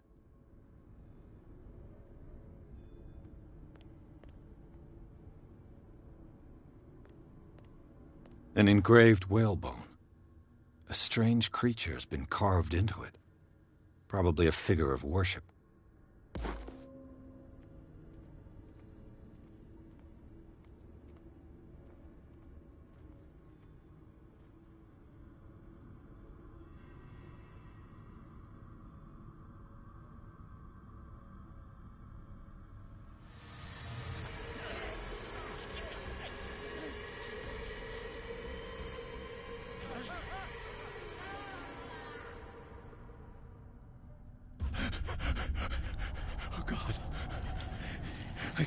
I gotta...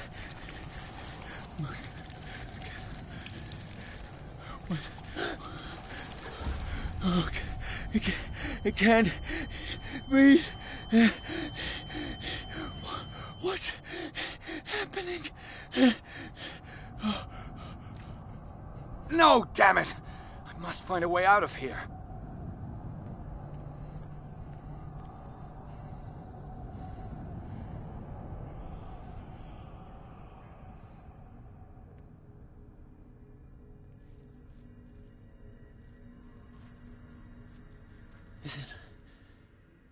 Is it my turn? Yes. It is time.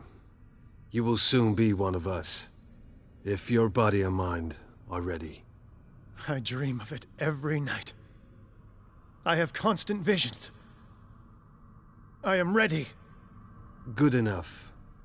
Prove it to us. It's like in my dream. Listen, not the panic anxiety. That's it, yeah. Pierce doesn't like tight spaces.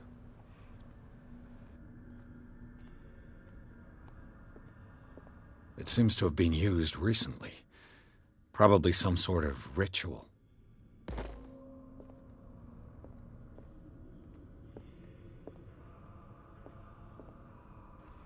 Listen, that's how you feel in the grocery store when you go there alone, is it? Oh, wow. Yeah, that kind of thing would be overwhelming.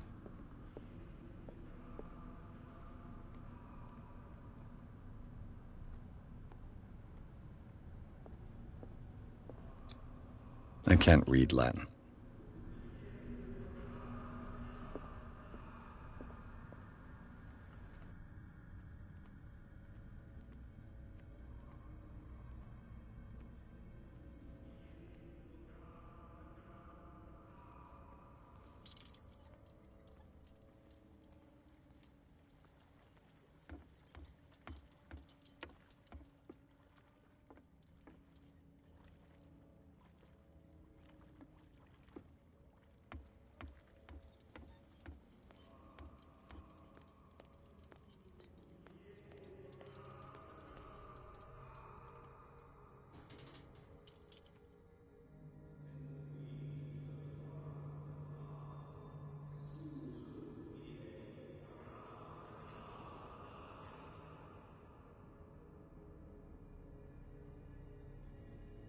You who sleeps, accept this dreamer under your immortal wing.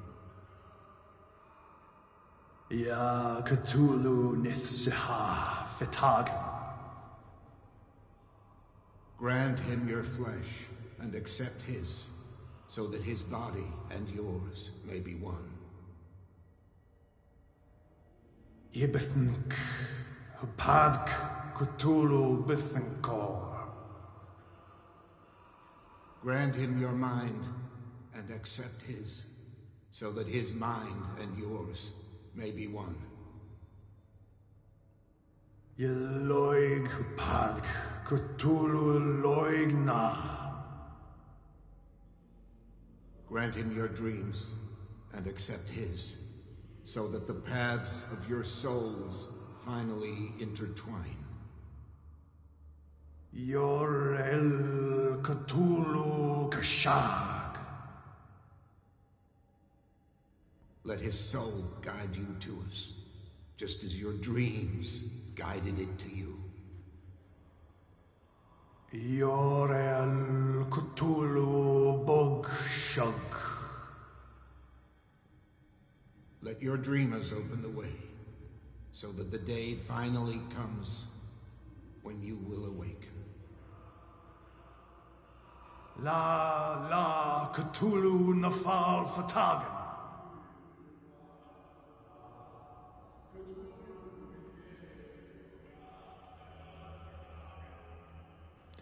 If you actually go too close to them, they will actually notice you and you'll die. And I'm going to prove it. I feel him. You are gifted indeed. Not another word. Let him pass through every part of you. All you who sleep, we pray for your return into the kingdom of the earth.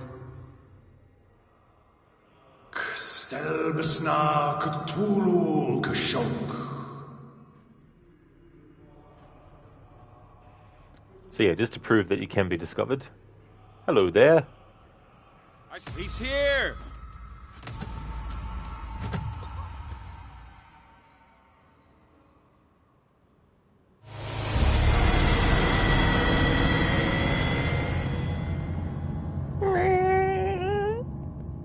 Hey there, Kenway. How's things? What game is this? A zombie game? It's not, no. It's based on H.P. Lovecraft's works. Specifically, it's based on a board game, or not a board game, sorry, a RPG, Call of Cthulhu. Master Kenway, not much, just eating. Well, I hope you're enjoying your food.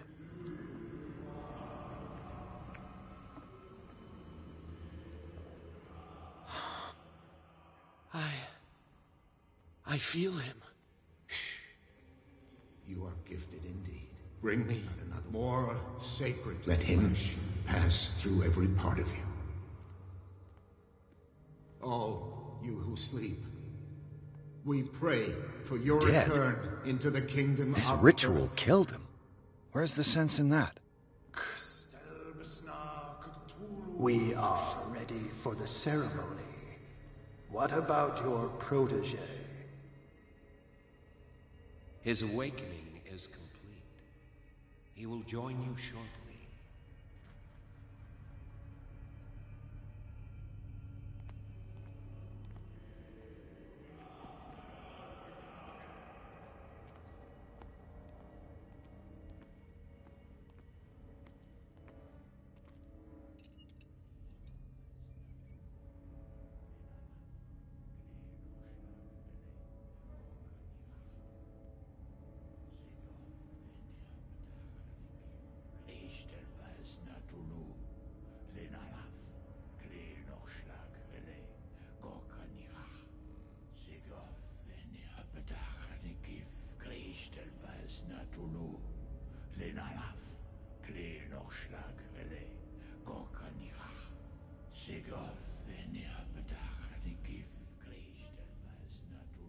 Bradley, what are you doing here?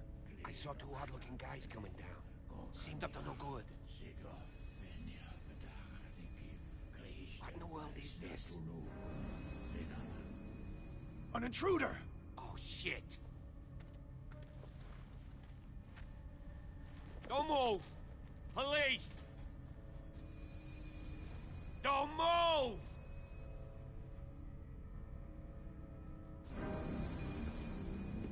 I won't hesitate! Bradley, get back! Shoot. Get back! You asked for it!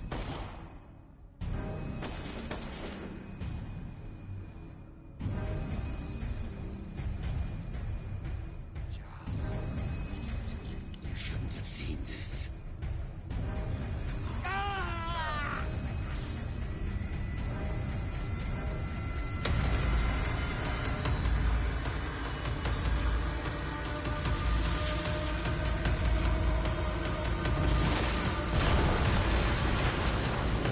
caving in. I need to get out of here.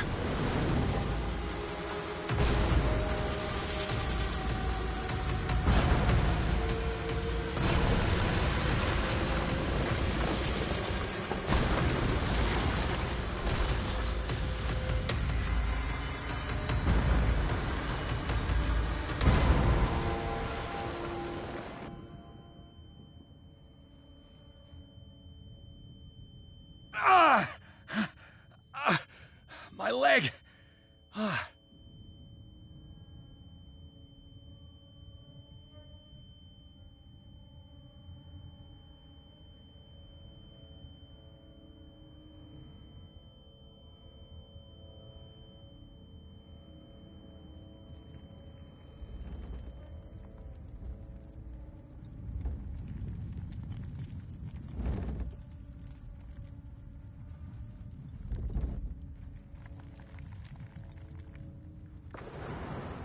Light!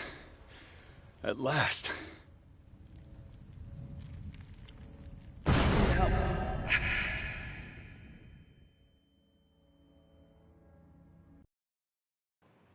Chapter 5, Riverside Institute. Pierce and Officer Bradley followed the intruder to the secret meeting place of a cult set in a network of underground caves right under the Hawkins Manor. They witnessed a strange ceremony led by a Charles Hawkins very much alive. Bradley tried to arrest him, but Hawkins, whose body displayed various mutations, disemboweled the police officer. As he tried to escape from him, Pierce found himself prisoner of a rockfall. Rushed to the Riverside Institute, he is in a critical state.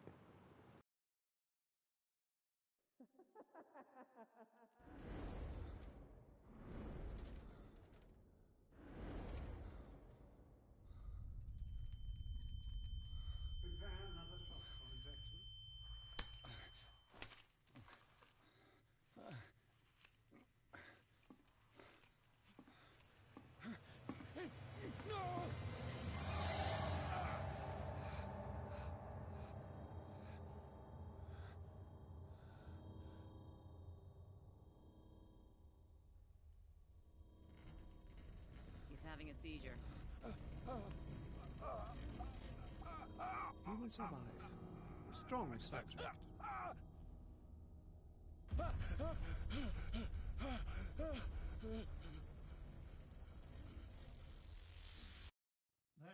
he's opening his eyes. You saved him, Fuller. I can't get up. Don't move, Pierce. You can certainly say that you gave us a scare. What did you do to me? Undo these straps! Whoa! Go easy, my friend. You were dead. He killed you. Are you sure he's better? He was dead. Me too, we were dead. What are you doing? I'm sorry, my friend. What? No!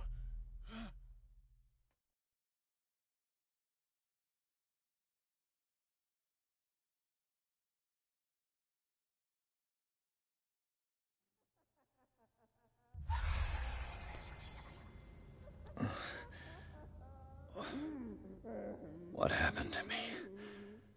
Where am I?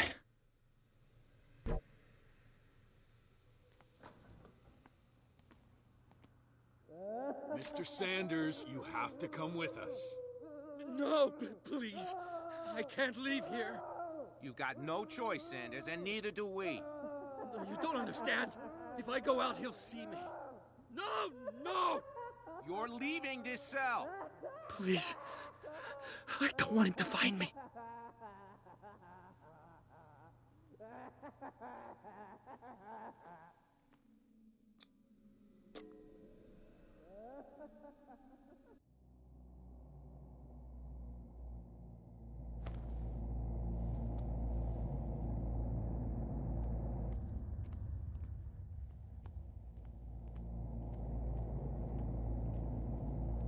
They tracked and hunted me, pursued me right into their dreams. They scrawled all over their maps in the wake of my lonely wanderings.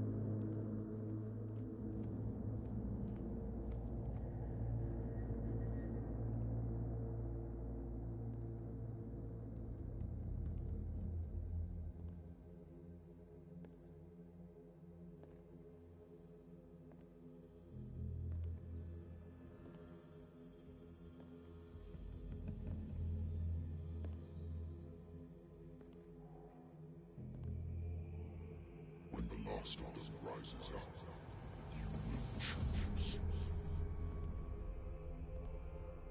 I will not be here to bear witness to it, because you will have released me.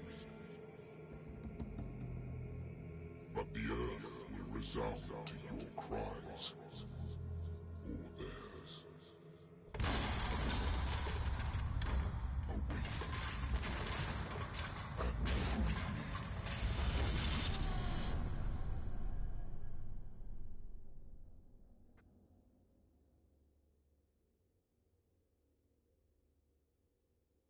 You there. Wake up.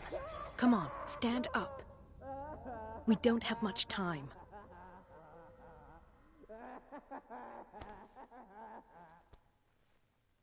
Can you stand up? Who are you?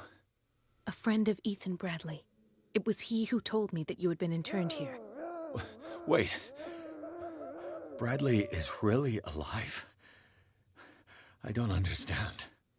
You filled me so full of drugs I can't distinguish dream from reality.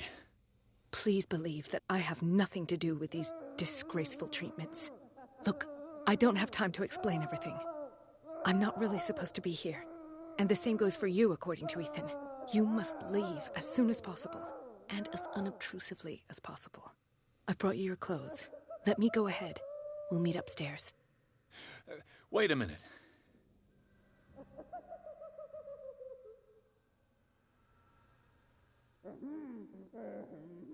What's going on here?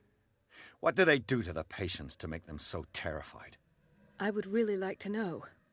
I only see them when they are brought up for medical treatment, for problems they didn't have before going downstairs. But this is neither the time nor the place to talk about that.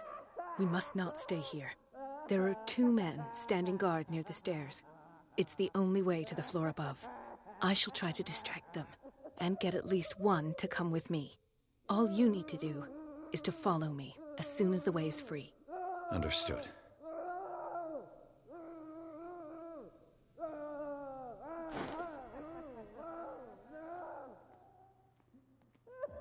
What does this mean?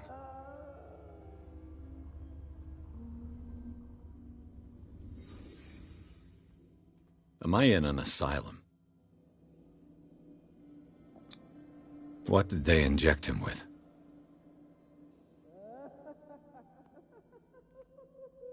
Sarah.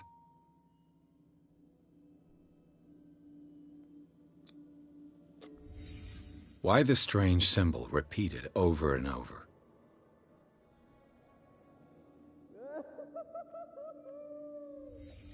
What did he write about the painting?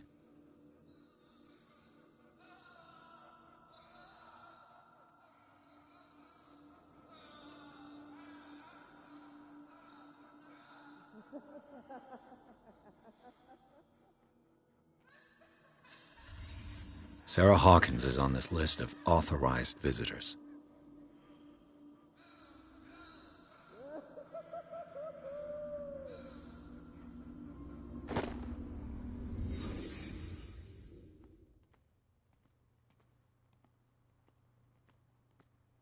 If I don't get out of here, I'll end up like him.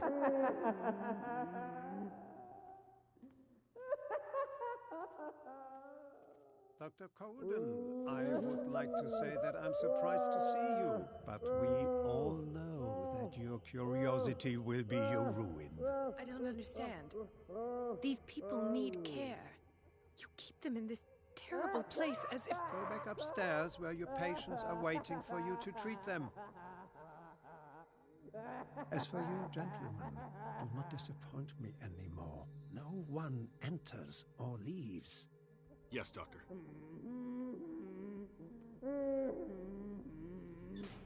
Hey, Absolution. How's things? Damn it. I'll have to find a way of getting rid of those 2 myself. I told you not to let her come down. I know. The machine is working again, but the control wheels haven't been put back on. I was just going to the storage room. I can bring them to you. No, Dr. Fuller doesn't want us touching the pressure valves. As you want. I'm gonna see if there are sleeping pills left. They've run out again upstairs. Put a few aside for me, will you? And above all, leave the wheels where they are. Good God. What could this machine be used for? Indeed, Absolution. Cthulhu is watching. Always. According to his record, the patient seems to be suffering from psychosis. He gouged his own eyes out in an attack of delirium. Francis Sanders. He was the dude that was blindfolded and didn't want to leave. And, well, he's actually bandaged around his eyes because he gouged his own eyes out.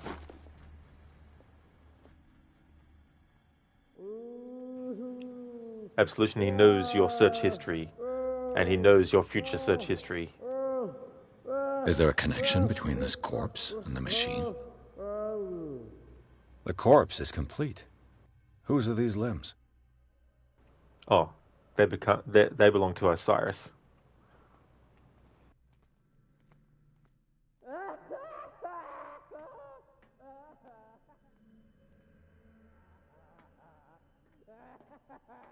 Worse and worse.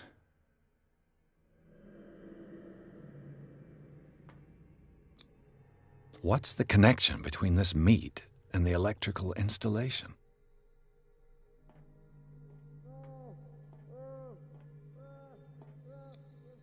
Vats of rotten flesh? An elaborate electrical system?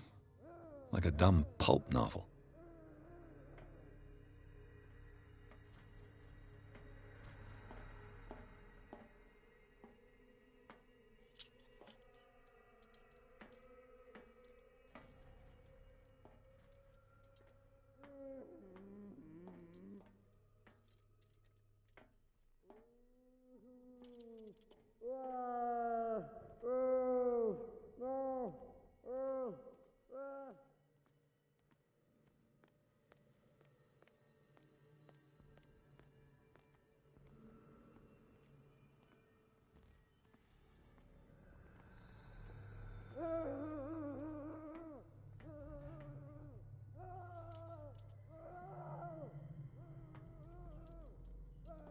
Do the cops know what's going on?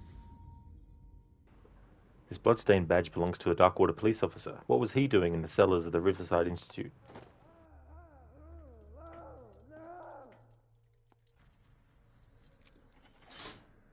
Have I activated anything?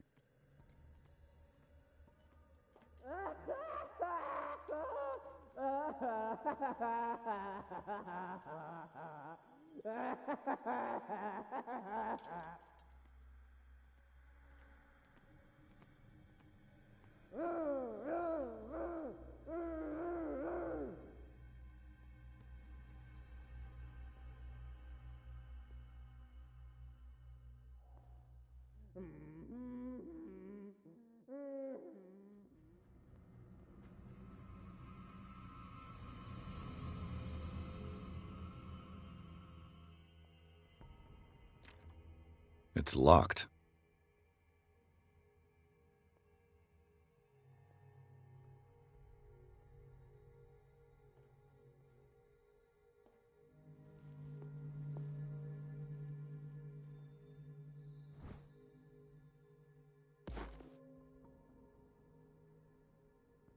A control wheel to mount on a plumbing system.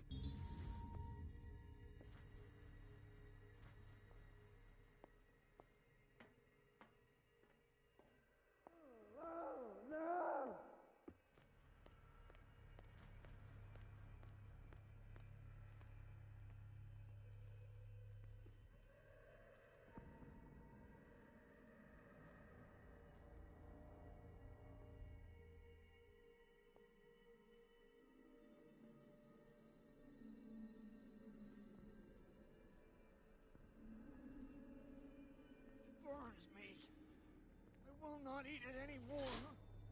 It's done. Now for the others. Not eat it. They must know that it is not good.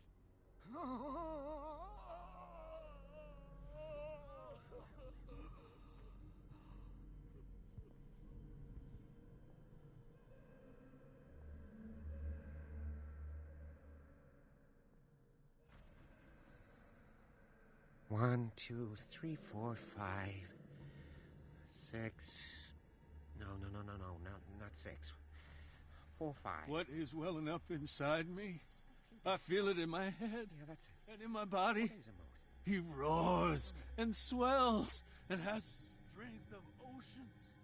Its waves rise and crash, leaving behind them only trail of white, nourishing foam. He is my master. He enters me. Yes, yes, yes, yes.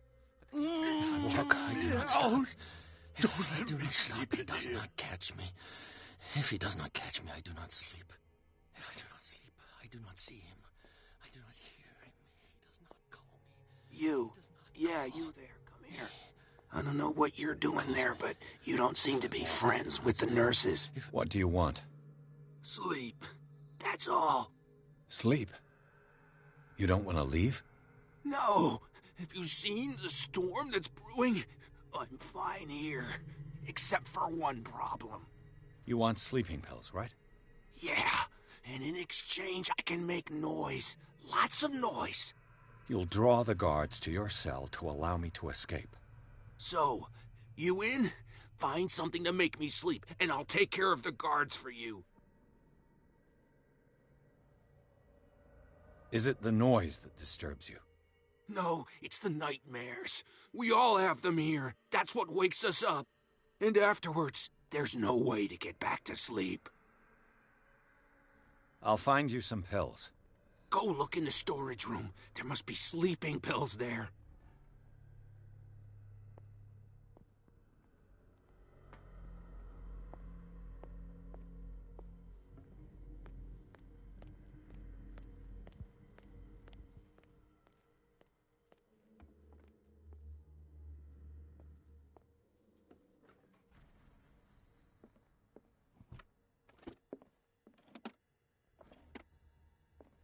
Zoology, esotericism, mineralogy, and a full shelf on cephalopods. Sarah Hawkins. She was a patient here.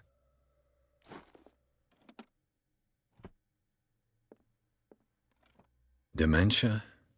Self-inflicted wounds? Anatomy, anthropology, nothing surprising.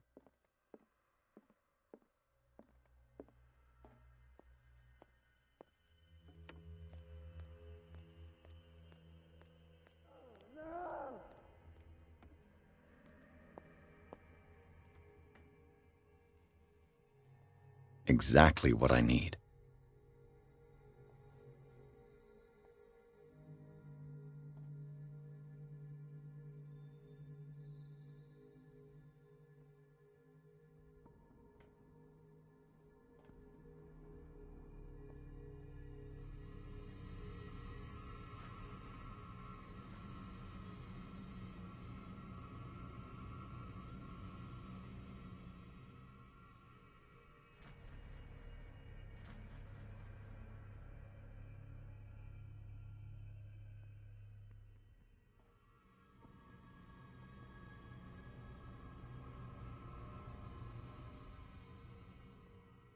Where do they keep their sleeping pills?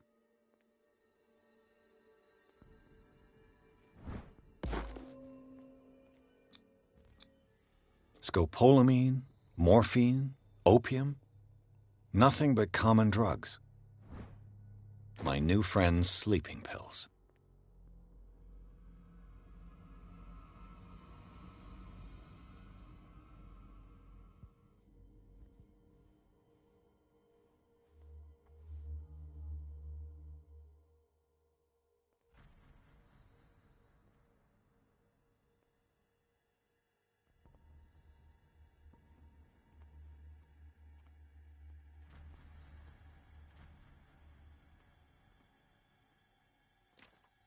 The door is blocked on the other side.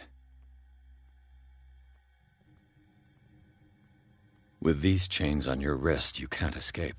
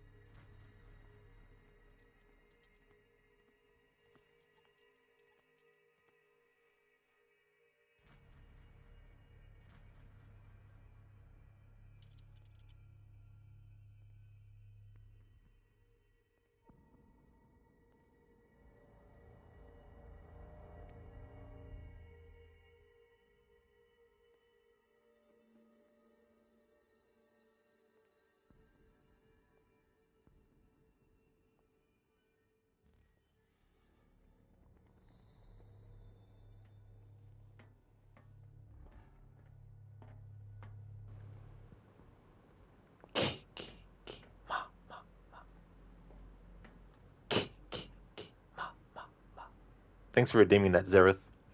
You boop Cthulhu's snoot. I guess that's one way to wake him up. How's it going, Zereth? Thanks for redeeming the random horror movie quote as well.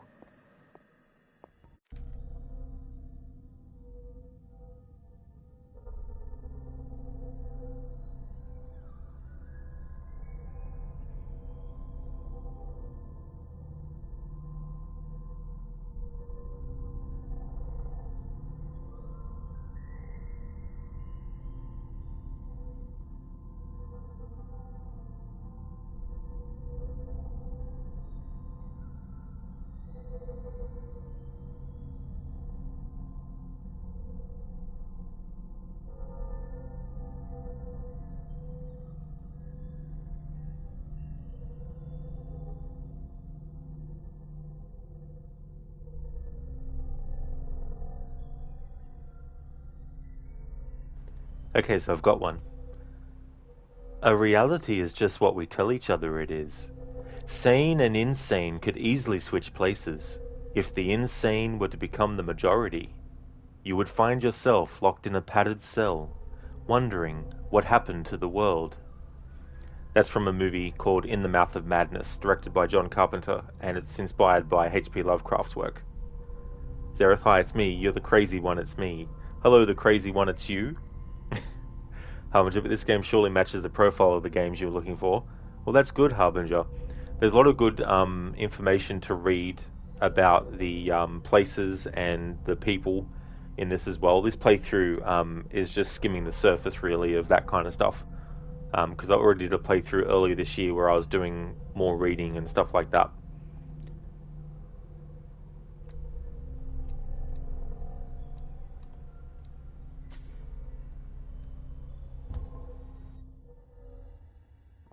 I've got what you want. Show me!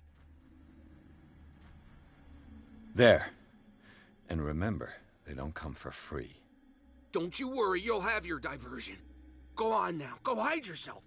The crows! They're everywhere! Make them go away! Help! Help! Help! The birds, they're attacking! That nonsense again.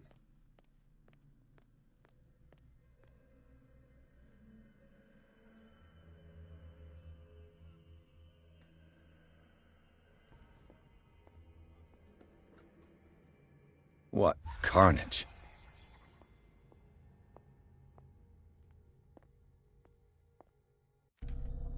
Alright, so that affected Pierce's sanity. Alright, so nightmares. Edward Pierce is a veteran of the First World War, where he took part in the Meuse-Argonne offensive. He is one of the few survivors of the Lost Battalion, American units that suffered heavy losses from enemy and Allied artillery fire.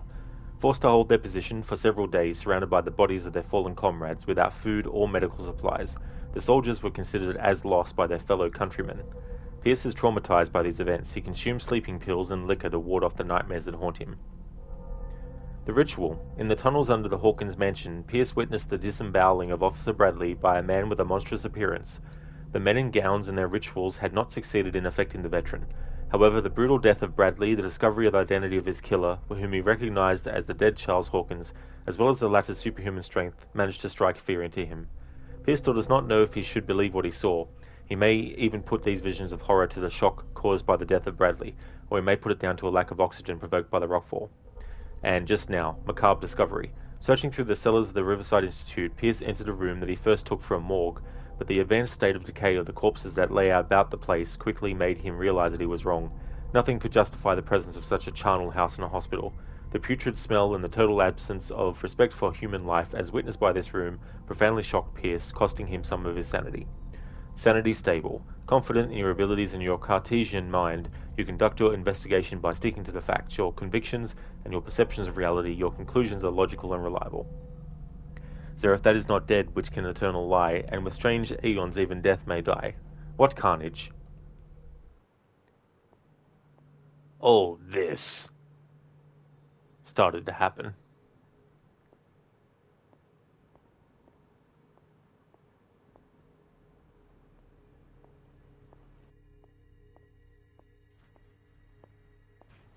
Listen to Marvin. Yeah, only one part of that little bit of dialogue actually worked for the situation. Just go. Theoretically, I've only got one lever to push.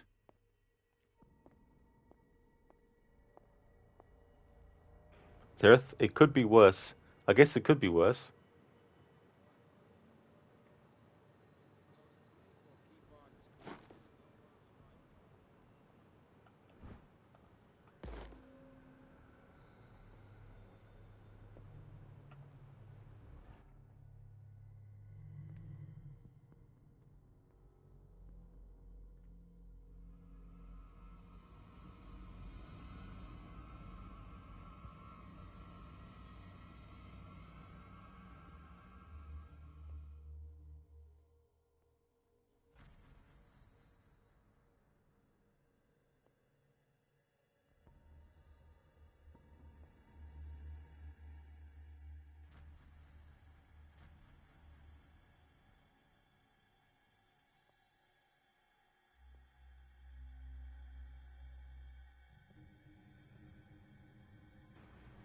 Listen, you were watching Krokoto play Alien Isolation last night, and he was hiding under a table for what seemed like forever, and one of his chatters used his Marvin voice clip that says, "Just go." It was so funny. That would have been. Plus, from his perspective, concentrating on what was going on to actually hear that would have been funny too.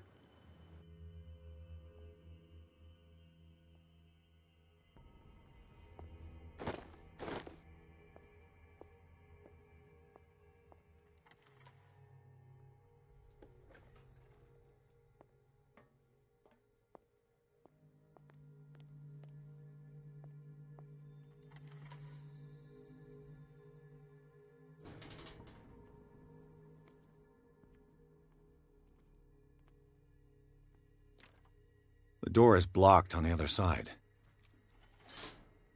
All the levers are activated.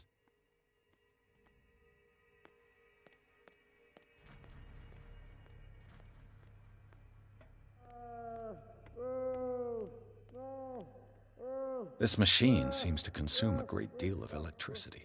What will happen if I increase the current to the limit? That should draw the attention of the guards. I should hide. Damn it! What's going on? Is there somebody... Gotta let Fuller know.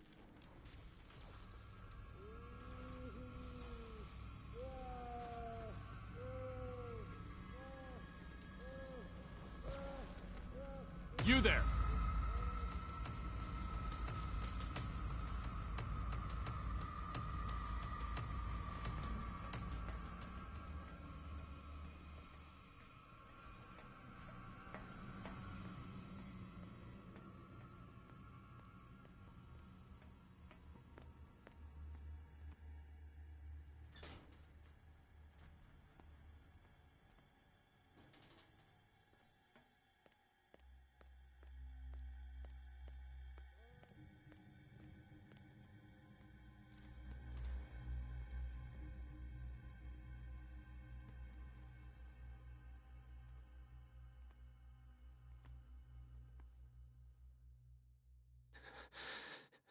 Doctor, is that you? Don't you worry about the doctor. Right now, he'll have plenty to keep him busy with his precious machine. It gives us time to get away. I'll undo you. Get away? Get away where? I can't go anywhere. It'll find me, like it found me here. You're mistaken about the beast. Don't stay with me, or you'll end up the same way.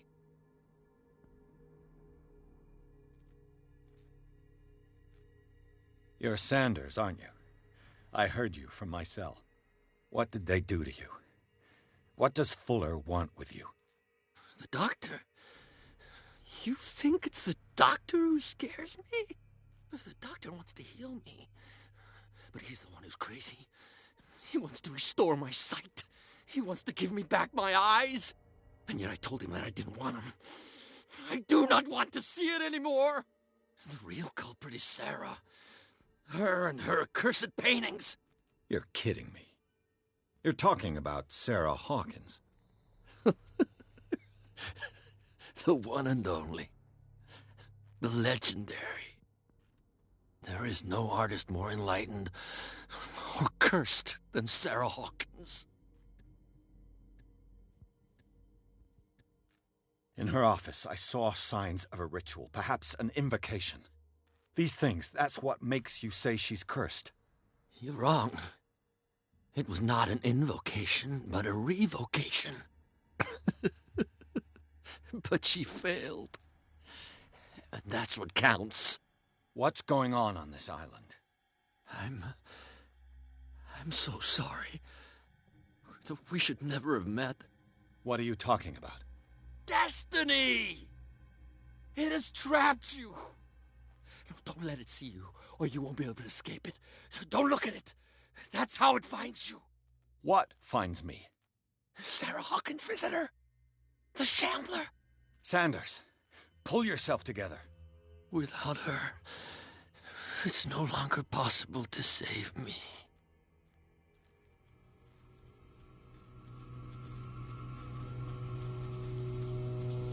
No! Sanders!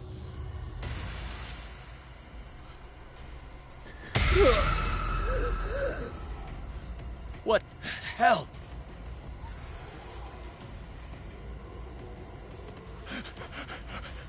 Oh, God. I gotta... What? This is insane.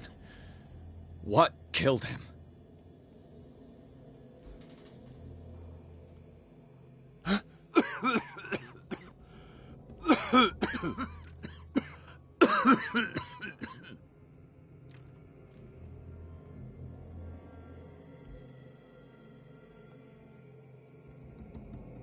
Damn!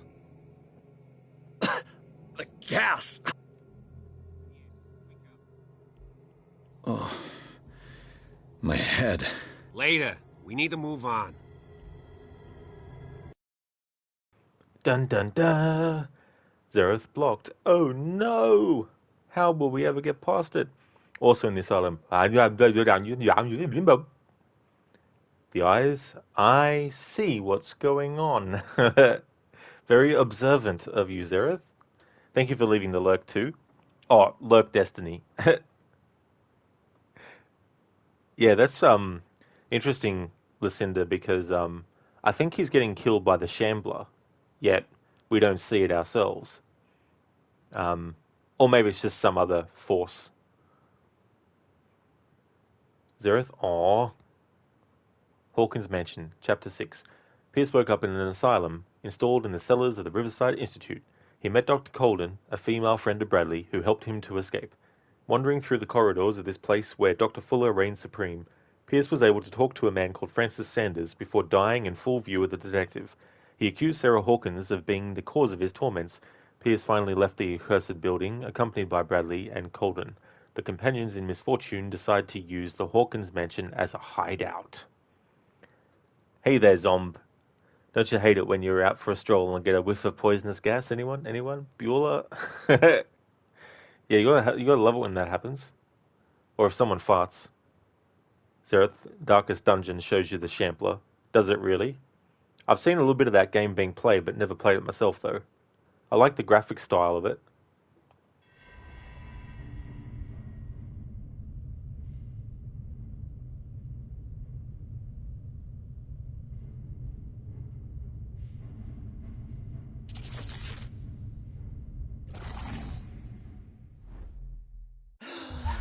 Who goes there?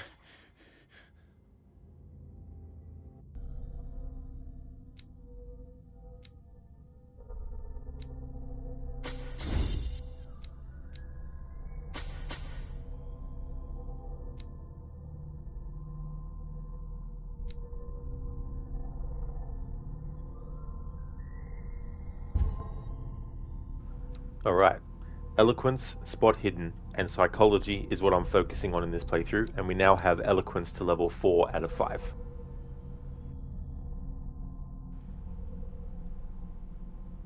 Zareth, you mentioned farting just after you did? What timing?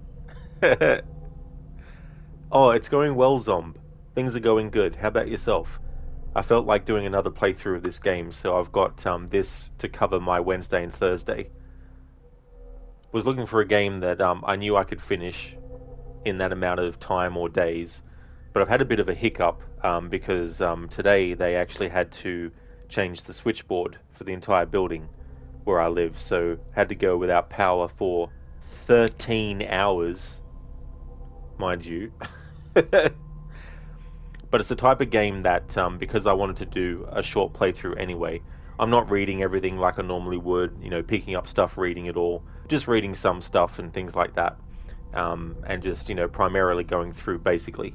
But I should still be able to get this game done before Friday. The reason being is because Friday is Tomb Raider, and next week, Mondays, Tuesdays, Wednesdays, and Thursdays will be Assassin's Creed, because I want to get my Phase 5 playthrough of Black Flag done before too long. If I can get it done before the middle of this month, which we're getting close to, then that would be good.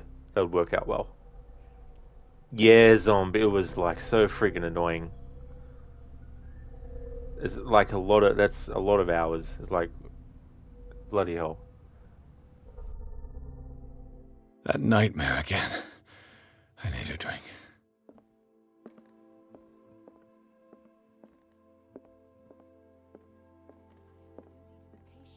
That man is toying with their lives. Who knows what he could do if what you say is true? That is precisely why I'll find evidence. Fine, do what you want.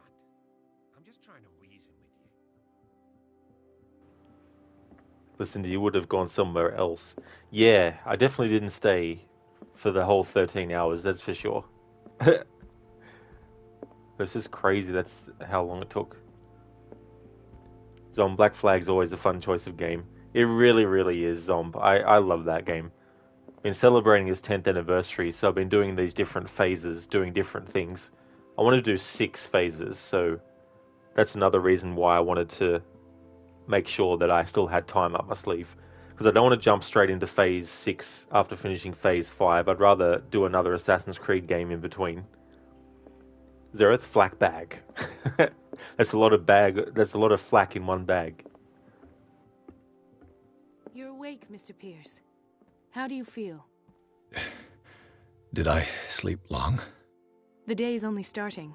It's fine.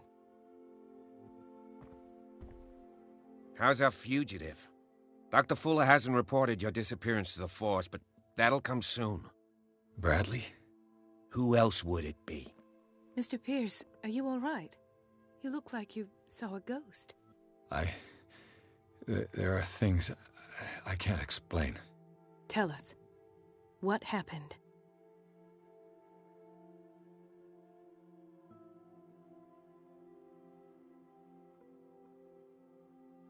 I found a Darkwater PD badge. Lost a colleague recently? What the... Bradley. Ethan? I'm all right. I just had a... It's gone. You're sure? If it's important, it'll come back. But I can't explain why Dr. Fuller would have that badge. The man's a danger, believe me. What can we do, Pierce?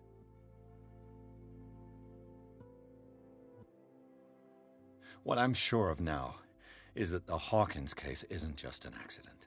And what brings you to that conclusion? The fact that Charles Hawkins survived the fire. I don't understand. Mr. Hawkins was buried. That's what he would have you believe. I have a hard time believing you. You were there, Bradley. You even opened fire on him. I'd remember that. Why would he fake his own death? Do you think he covered up his wife's murder? That's possible. It seems hard to swallow. Don't you have anything more concrete, Pierce? Yeah, Zom, the 10th anniversary. Yeah, hard to believe it's been that long already. Absolutely. Yeah, other games that I did a 10th anniversary for were Tomb Raider 2013 and Outlast 1 as well. I wanted to do Splinter Cell Blacklist because that came out in 2013, but I've got no way to actually stream it because the Xbox, there were some streaming issues that would only happen when streaming on the Xbox. And I thought that after months of not even testing it, that they would finally get it solved. There was a few updates that Xbox had in the meantime. Probably, I want to say about 6 months worth of not trying. And so recently I tried, I was like, okay, let's see if it's actually solved itself. And nope. So that means I've had to cancel my Splinter Cell series run, which I normally do every year, and Deus Ex Human Revolution Mankind Divided. So I've got to knock them off the schedule, which I'm very pissed off about. There are PC versions of Deus Ex Human Revolution, but the only PC version that's available is the Director's Cut. And the thing about that is I wouldn't mind actually playing through the DLC to celebrate the 10th anniversary of the game, because normally I just leave it for when I actually feel like it. I don't really play that DLC that often. But the Director's Cut integrates it into the game itself, so you have to actually play it all the time whether you want to or not, if you have the Director's Cut. Whereas if you have the original version, it's a DLC that you have to download, and then it is something that you can access on its own. And Splinter Cell Pandora Tomorrow isn't on Steam. Ubisoft, for some reason, doesn't want to sell that game anymore. It's just like, what the fuck? So there's only 5 Splinter Cell games available to buy on PC anyway. And Deus Ex Mankind Divided, I could play it because it's on PlayStation, and I have no issues with audio streaming it from my PlayStation. But I don't want to play that game on its own without playing Deus Ex Human Revolution as well. So yeah. But hang on, I missaid that the 10th anniversary of Deus Ex Human Revolution isn't this year. It was like 2021. I got confused for a second because the Director's Cut came out in 2013. The original version came out in 2011. Zom, you should replay that one next after you finish up replaying Syndicate. Oh, good. Yeah. And speaking of Syndicate, the character Marie Colden here is played by Emerald O'Hanrahan, and she actually plays Lucy Thorne in Syndicate, the Templar. She's also in Alien Isolation as Taylor, one of the people that goes to check out the what is it called? The black box, I think it is, the flight recorder for the Nostromo. Zereth, PlayStation glitches in Syndicate are epic. They definitely are, dude. It's so funny, that one where you put the dead body in the cabinet thing, but then it teleports to the top of the thing. That's it, Lucinda and Zereth. Delicious. It took me a bit to recognize her voice because I think she's naturally British. I don't think she's American.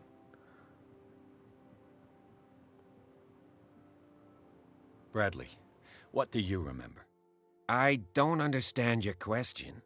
The night we went into the Hawkins mansion. You don't seem to remember the tunnels and what occurred there. No memory of going down any tunnel. No, we were in the manor, then, Then what? The rest is quite blurry. I don't recall how I came back home. And then? I went to visit you at the hospital and called on Marie's help to get you released. And you don't remember the events of the tunnel? I don't. Let's talk about something else. I heard you talking earlier. Why am I not surprised? I get the impression you two don't get along. Intrusive and not very clever. Anyway, let's get back to the business at hand.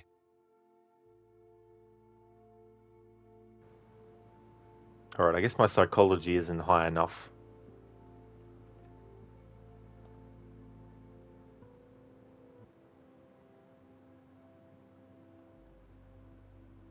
I found a file bearing Sarah Hawkins' name in the Institute's basement. It makes sense. A powerful family like the Hawkins had the means to hide such a disgrace. But everyone knows the Fullers have been taking care of the Hawkins for at least a generation. And all were aware of Mrs. Hawkins' fragility. Perhaps, but no one would allow a psychiatric internment. From what I read in the file, Fuller used her as a subject of his experiments. Francis Sanders and Sarah Hawkins, subjects of Dr. Fuller. Why those two?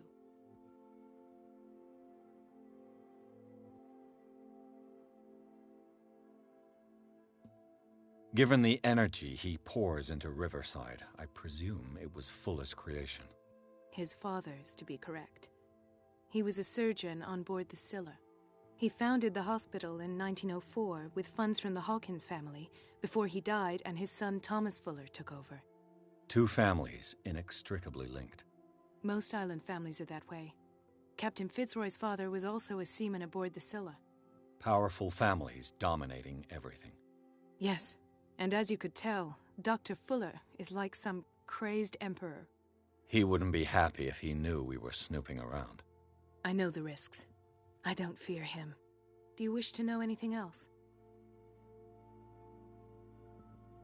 Dr. Fuller seems to be leaving a trail of corpses. Not to mention those strange machines, and chains, and tools of all kind. Yes. I've been telling you that Fuller uses his patients as guinea pigs. What I saw was more akin to torture than medicine. Do you even hear what you're saying? Dr. Fuller is highly respected. It's the truth, Ethan. And I'll prove it to you.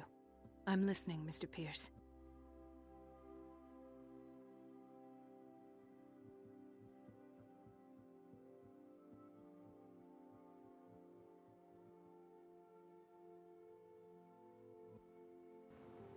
Zom, there's been a few games you notice that integrate DLC into the base game. Some work out well, i.e. Just Cause 3 and Control.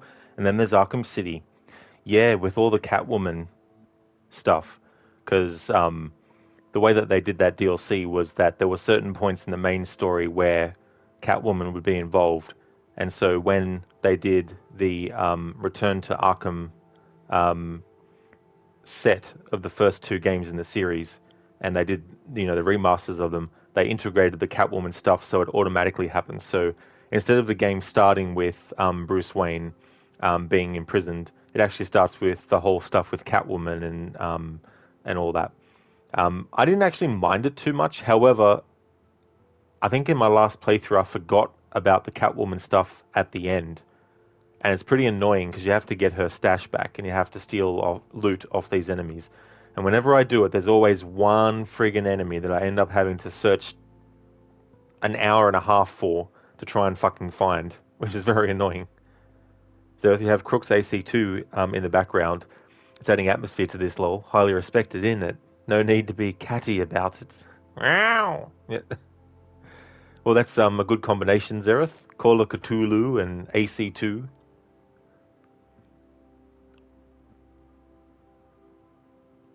I have flashbacks. They haunt me. What did they do to you? There was that Dr. Fuller and a nurse.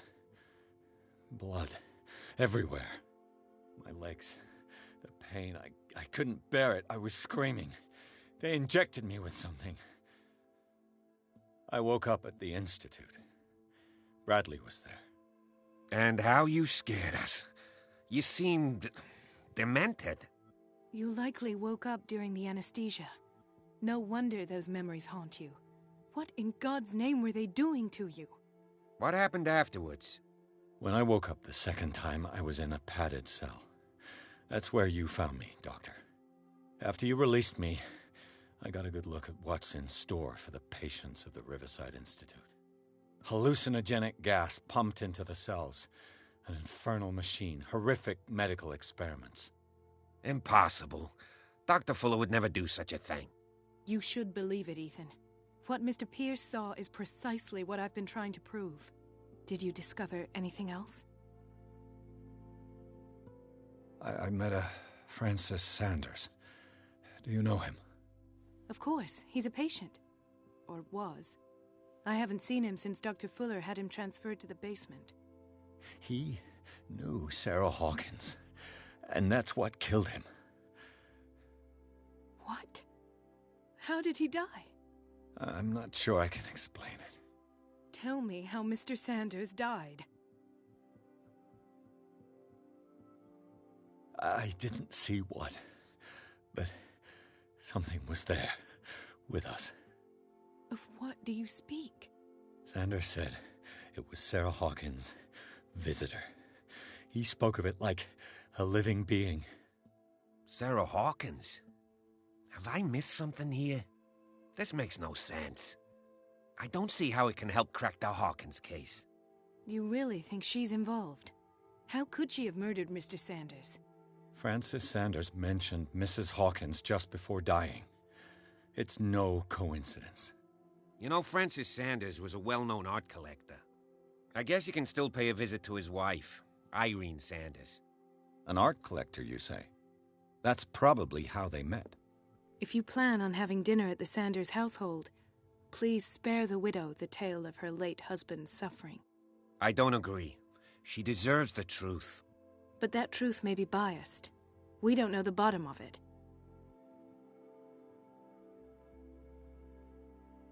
He's right. We can't ignore the truth. But it could drive her mad. Better madness than ignorance. Very well. I'll go to see Francis's widow. Perhaps I'll find a link between her husband's death and Sarah Hawkins. Don't end up in the hospital this time. I'll do my best. Thank you, Harbinger, for redeeming the Arnie movie scene impression and the random horror movie quote. Alright, so the Arnie movie. What gods do you pray to? I pray to the four winds. And you? To Crom. But I seldom pray to him. He doesn't listen. What good is he then? Ah, it's just as I've always said. He is strong. If I die, I have to go before him, and he will ask me, what is the riddle of steel? If I don't know it, he will cast me out of Valhalla and laugh at me. That's Crom, strong on his mountain. Ah, my god is greater. Ha! Crom laughs at your four winds. He laughs from his mountain. My god is stronger. He is the everlasting sky. Your god lives underneath him. So that's from Conan the Barbarian, the original one. And here's a horror quote. Is he dead? Of course. Will you give me a hand here? Now, he interrupted an important experiment in progress. Granted, it was an accident, but this is the freshest body that we could come across save of killing one ourselves, and every moment that we spend talking about it costs us results. Now, will you give me a hand? Dan, we can bring him back to life. That's from a movie called Reanimator, a 1985 horror movie based on H.P. Lovecraft's works. I thought I'd find another movie that's inspired by or based on H.P. Lovecraft's work, since we're playing a game that is, obviously based on his work. Zombie, don't mind it too much until the final mission, a low upgrade in health bar having, due to not being the focus, Catwoman versus Big Bad Harv with a grenade launcher. Most of the time you just quit the game instead of starting that mission. The base game would be done at that point anyway, so it's just annoying filler. Yeah, that friggin' part with Two-Face is very, very annoying. I don't blame you for finding that frustrating. That's it, Lucinda. Irene Sanders. Yes, she likes chicken, especially fried. Lucinda, nice. Yeah. It's a very gory movie, that's for sure. It's about this doctor who creates a serum to bring the dead back to life, but essentially they come back as zombies. So not exactly the way that he wanted to bring them back to life, but yeah. They did two other movies too. They did Bride of Reanimator, where it's a similar kind of thing, except he tries to bring, a dead woman back to life or something. It's been a long time since I saw that one. And then there's a third one, but I can't remember the name of it, and I've never seen it. Oh, Beyond Reanimator, that's what it's called. But I've only seen the first two. Zereth Chimkin noodles? Yummy. Let us go now and learn the truth about what's happening on this island. The other night's events are still confused in my head.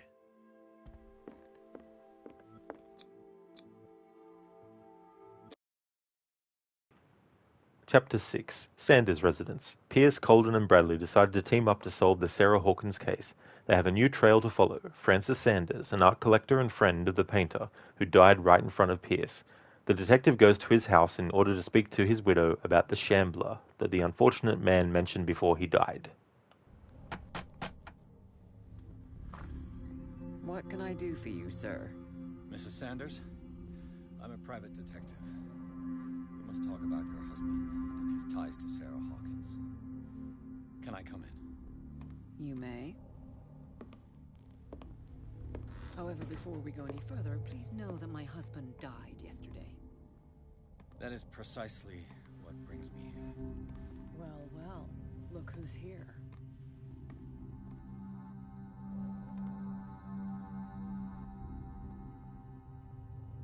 You know each other? We met briefly. Time enough to iron out a few matters. The main thing is that we understood one another. The brave detective has a talent for sticking his nose into my business. I bump into her every time I'm investigating someone's death. It's a small island, Detective. My island.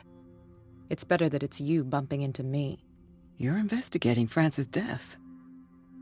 Why? Who hired you? I spoke to Francis before he died. His story suggests a link to a case I'm working on. Well, since this business has got nothing to do with me, I'll be in your husband's office, Irene. We'll carry on later. Very well, Miss Baker. This way, Mr. Pierce. And do make yourself comfortable. It would seem that you have much to tell me.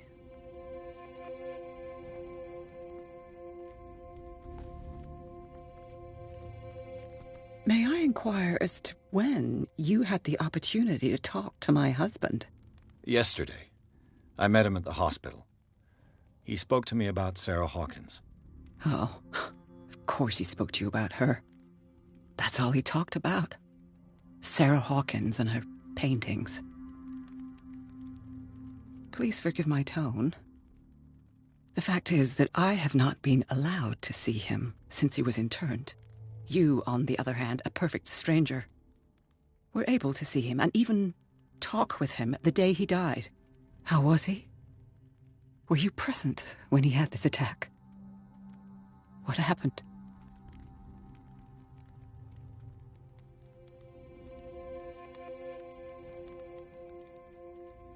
What happened to your husband is terrible, Mrs. Sanders.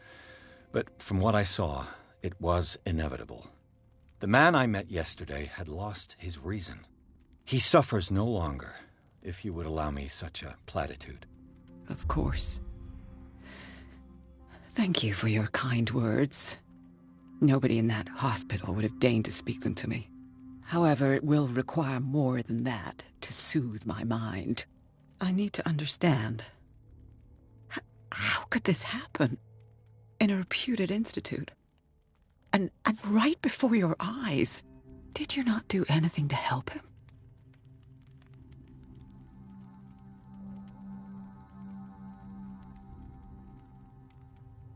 Mrs. Sanders, I understand your grief, and I extend my deepest condolences to you. But I had nothing to do with the death of your husband. I've just arrived on Darkwater. I'm investigating the death of the Hawkins family. The death of the Hawkins family? You mean it was not an accident? This accursed island knows only tragedy after tragedy. You, too, would be advised to flee it like the plague. Oh, I'm tired, Mr. Pierce. I would be grateful if you could tell me what you expect of me, and then leave. How did you come to meet Sarah Hawkins? We were the wealthiest and most influential families on Darkwater. Of course we would know each other. And when Charles returned from Europe with his sweet little artist, she and her sinister paintings were destined to catch my husband's eye. He bought many of her works over the last 5 years. They adorn his macabre gallery.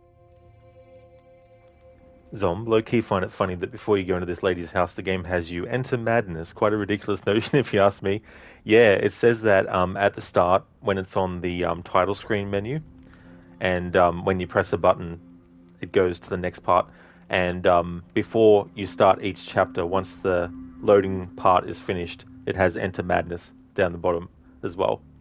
I don't actually mind it because it fits the kind of idea about people in these stories going mad and insane, entering, some state of, wild manic.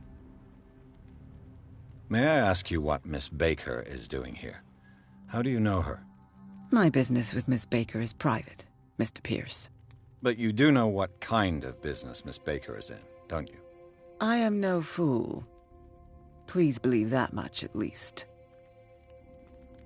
Did your husband talk to you about Sarah Hawkins' visitor? A shambler, to use his precise terms. Well, you can't imagine that's all he talked about. It's exhibited at the center of the gallery. No better place for the painting that endowed him with the privilege of such a shameful and miserable end to his life. Hold on. The Shambler is a painting by Sarah Hawkins. Who else to paint such horrors? Take a look for yourself, if you feel so inclined. It is my only lead at this stage.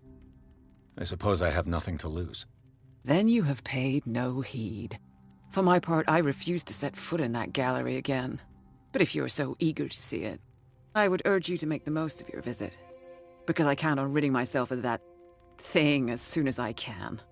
Thank you, Mrs. Sanders. I won't be long. Listen, there's nothing to lose. Right. Sure. Did she really care for him, after all? Dear Madam, I acknowledge receipt of the letter in which you demand the body of your deceased husband. I am sorry to inform you that I cannot agree to return his body to you. At the moment of his interment, you signed a discharge, allowing me to dispose of his body as I see fit. I extend my deepest condolences to you, Thomas Fuller. I think he's full of shit. The day the Shambler came into the Sanders' lives.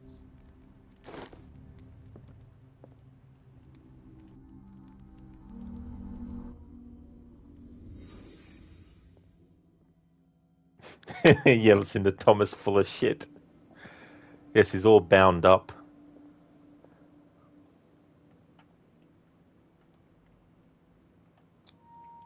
Francis Sanders and Sarah Hawkins were close. Friends, even? Thomas full of shit. Yeah.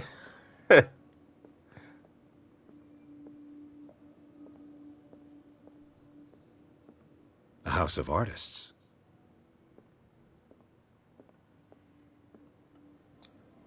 Sanders' accession register. He wrote beside the Shambler, "Finally." What did Sarah Hawkins fear so much that she didn't want to sell the painting?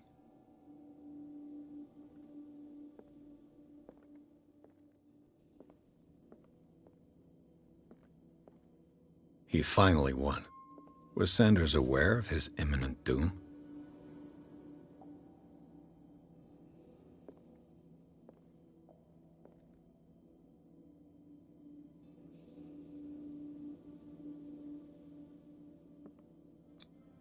She despises Sarah Hawkins, but it's the painting she truly hates. Why?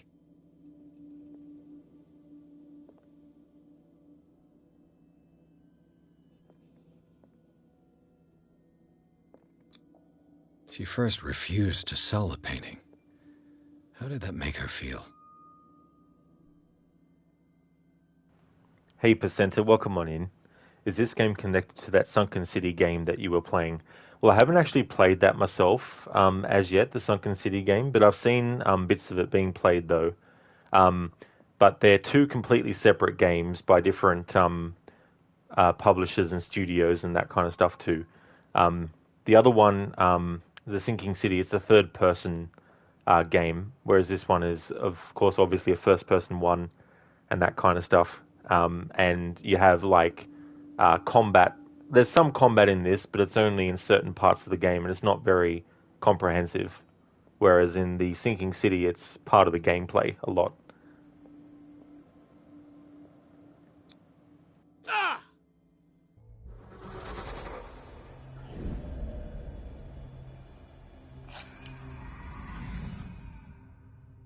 The Shambler.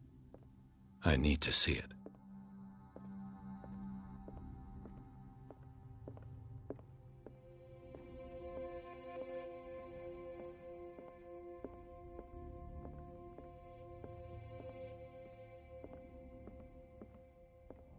Let's see what this cylinder has to say once it's inserted in a phonograph.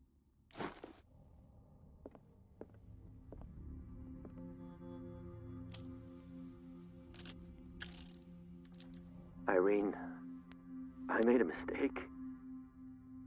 I fear that it might be too late for me.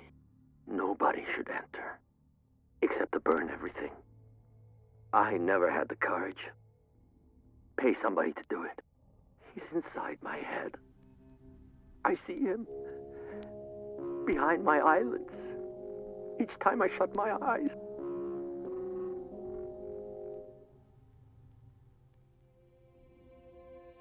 I can't take any more. I can't hold him back. Forgive me. That accursed gallery. Those accursed paintings. That accursed Sarah.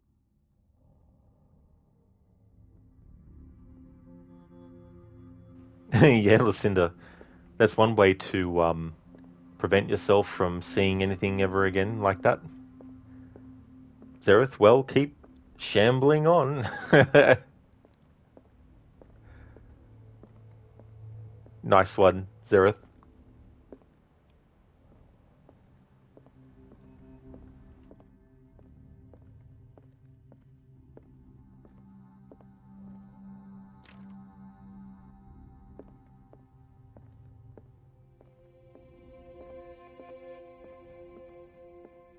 I could use one of those.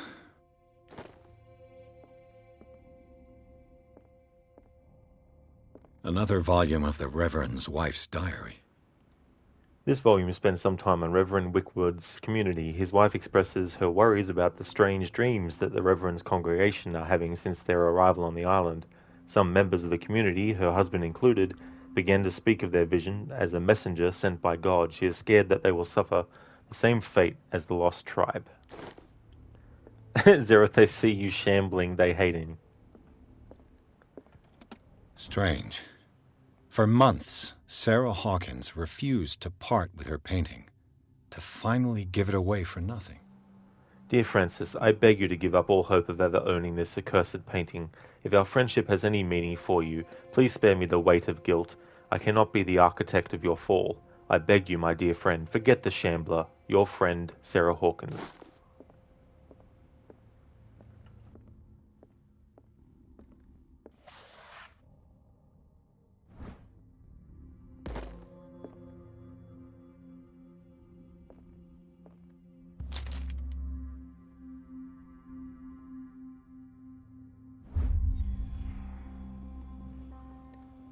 It is a kind of encyclopedia of monstrous and unknown creatures. I'm beginning to believe that they exist.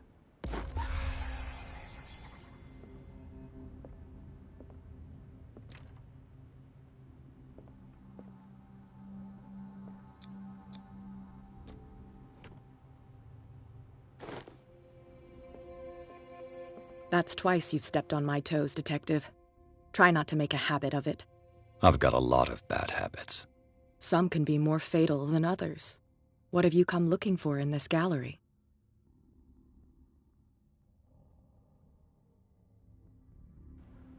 Alright, so there's no point in testing eloquence because if I have to test it, then it means it's not going to work.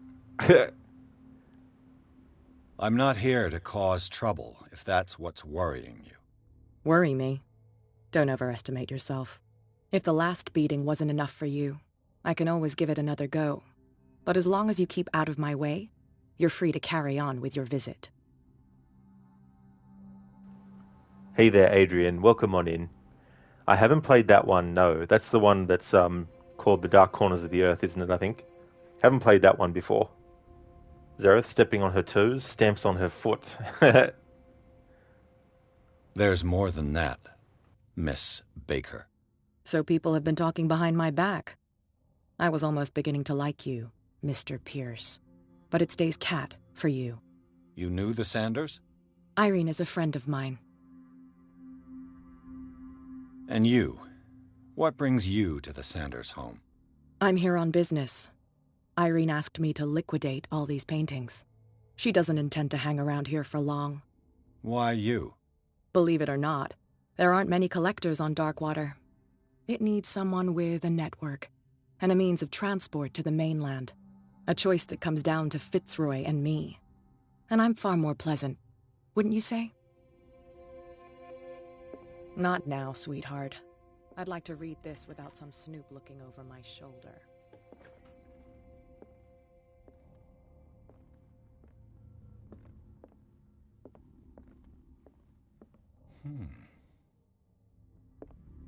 Indeed, Zareth, yep. Cat's claws are always out. Yeah, Lucinda, here we go. This part of These the game. artifacts date from pre-Columbian times.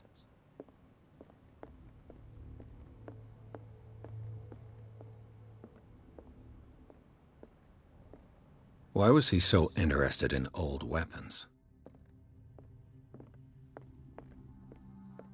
The man transformed an entire wing of his manor into an art gallery.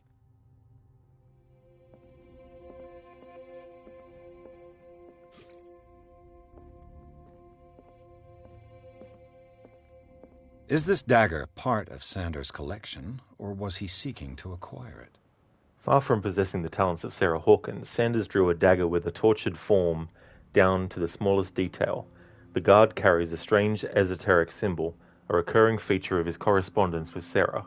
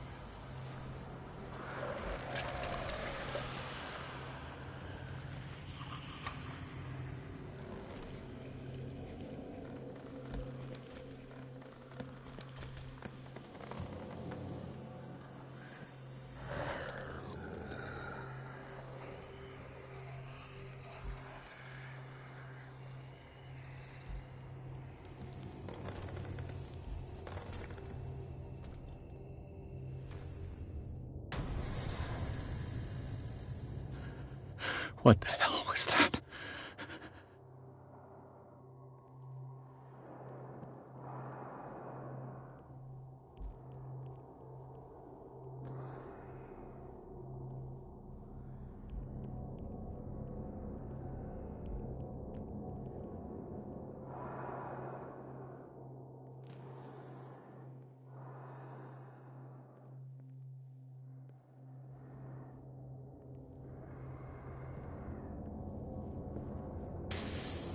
Damn.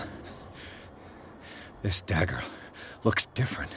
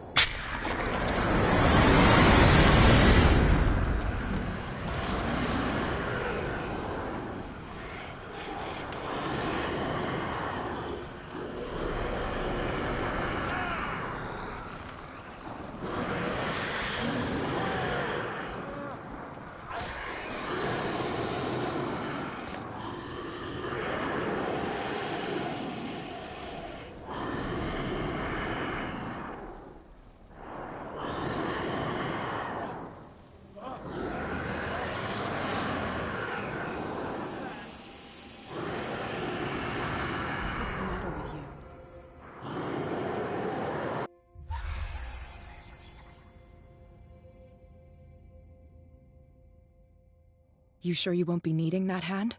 You're losing it, Detective. At this rate, you're right. The bottle will get you before I do. You didn't see anything. I saw you within an inch of putting a dagger through your forearm. Did I miss something more interesting? Zareth, it's all in shambles. Ha ha, boo! That is true. It is all in shambles. Lucinda, is the dagger placement random, or is it the same every time? It's the same every time, thankfully. Yeah, I'm glad that they put it in the same spot. Yes, like bye, Shambler. Until later on. Zareth, AC2 just had the line, it would make a weaker person insane. Oh, cool. So that's the part that Crooked's up to in AC2 in his stream. Nice. With Leonardo and Mario and Ezio all observing the apple.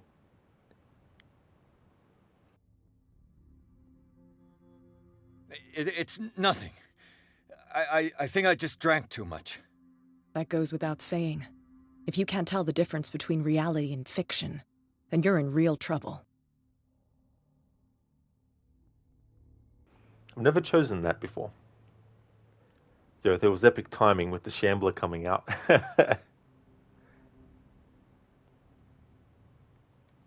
My arm was disappearing into this painting. You must have seen that. I saw you put your trembling hands on a collector's artifact. Where do you think you're going with that dagger? It saved my life. It's an extraordinary dagger. You should talk to Algernon Drake. He's an antique dealer here on Darkwater. He'll tell you all about it. From what I saw in the ledgers, it was him who sold it to Sanders.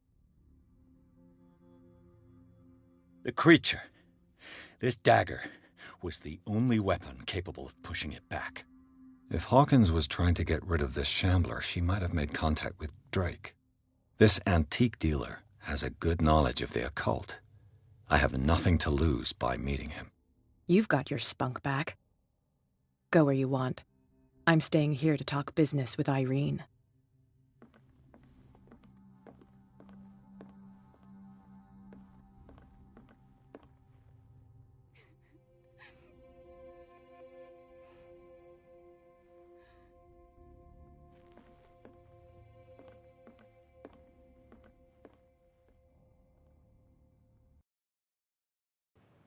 Chapter 7, The Nameless Bookstore.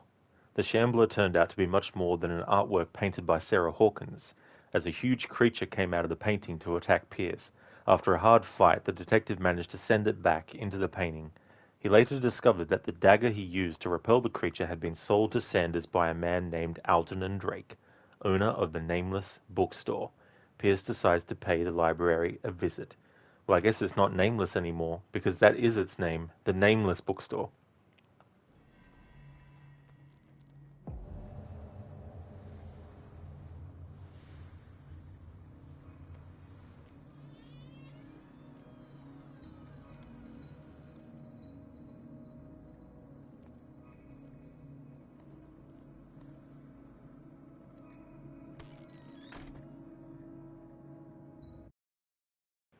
And this is where I'm going to end this stream of Call of Cthulhu. The next stream of this is when it's Thursday for me. I just want to thank everyone for watching this stream. And if I return to the main menu, at the start of the next stream, it should let me replay that chapter intro and all that kind of stuff again to act as a recap. Oh man, you want more? More? We're going to go and raid Crocodiles, who's playing Assassin's Creed 2. Before I do that, though, I just want to give some shout-outs and set up for the raid.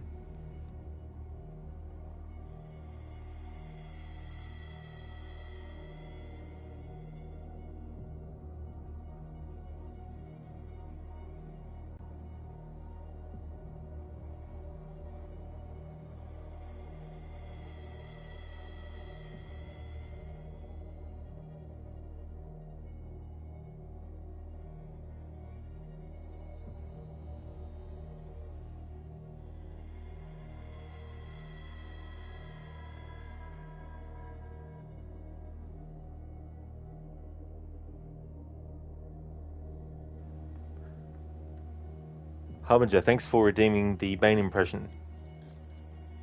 Ah, the creature in the lake will be waiting.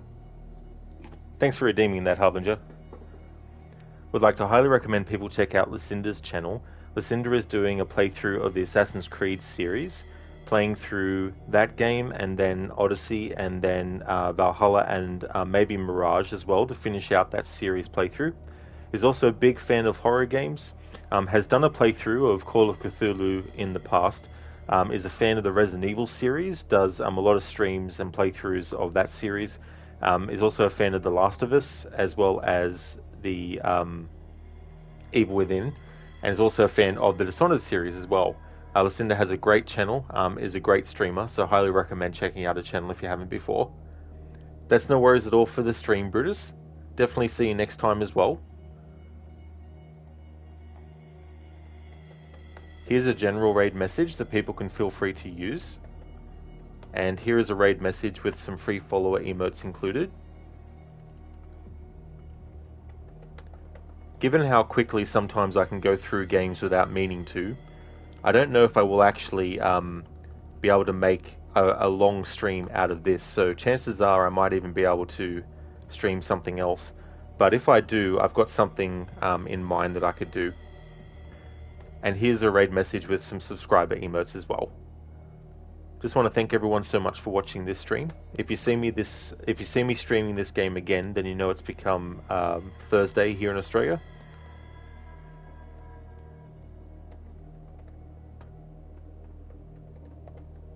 Current schedule is Saturday through to Monday. Well, Saturday through to Tuesday is Assassin's Creed Black Flag. However, by the time Saturday comes around, I will have changed the schedule so that it's Saturday through to Thursday.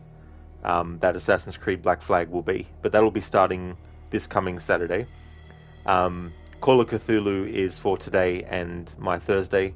Friday is Tomb Raider Underworld to celebrate its 15th anniversary. So that's the current schedule. If I finish this game earlier than I expect, then I will be able to stream something else, I think.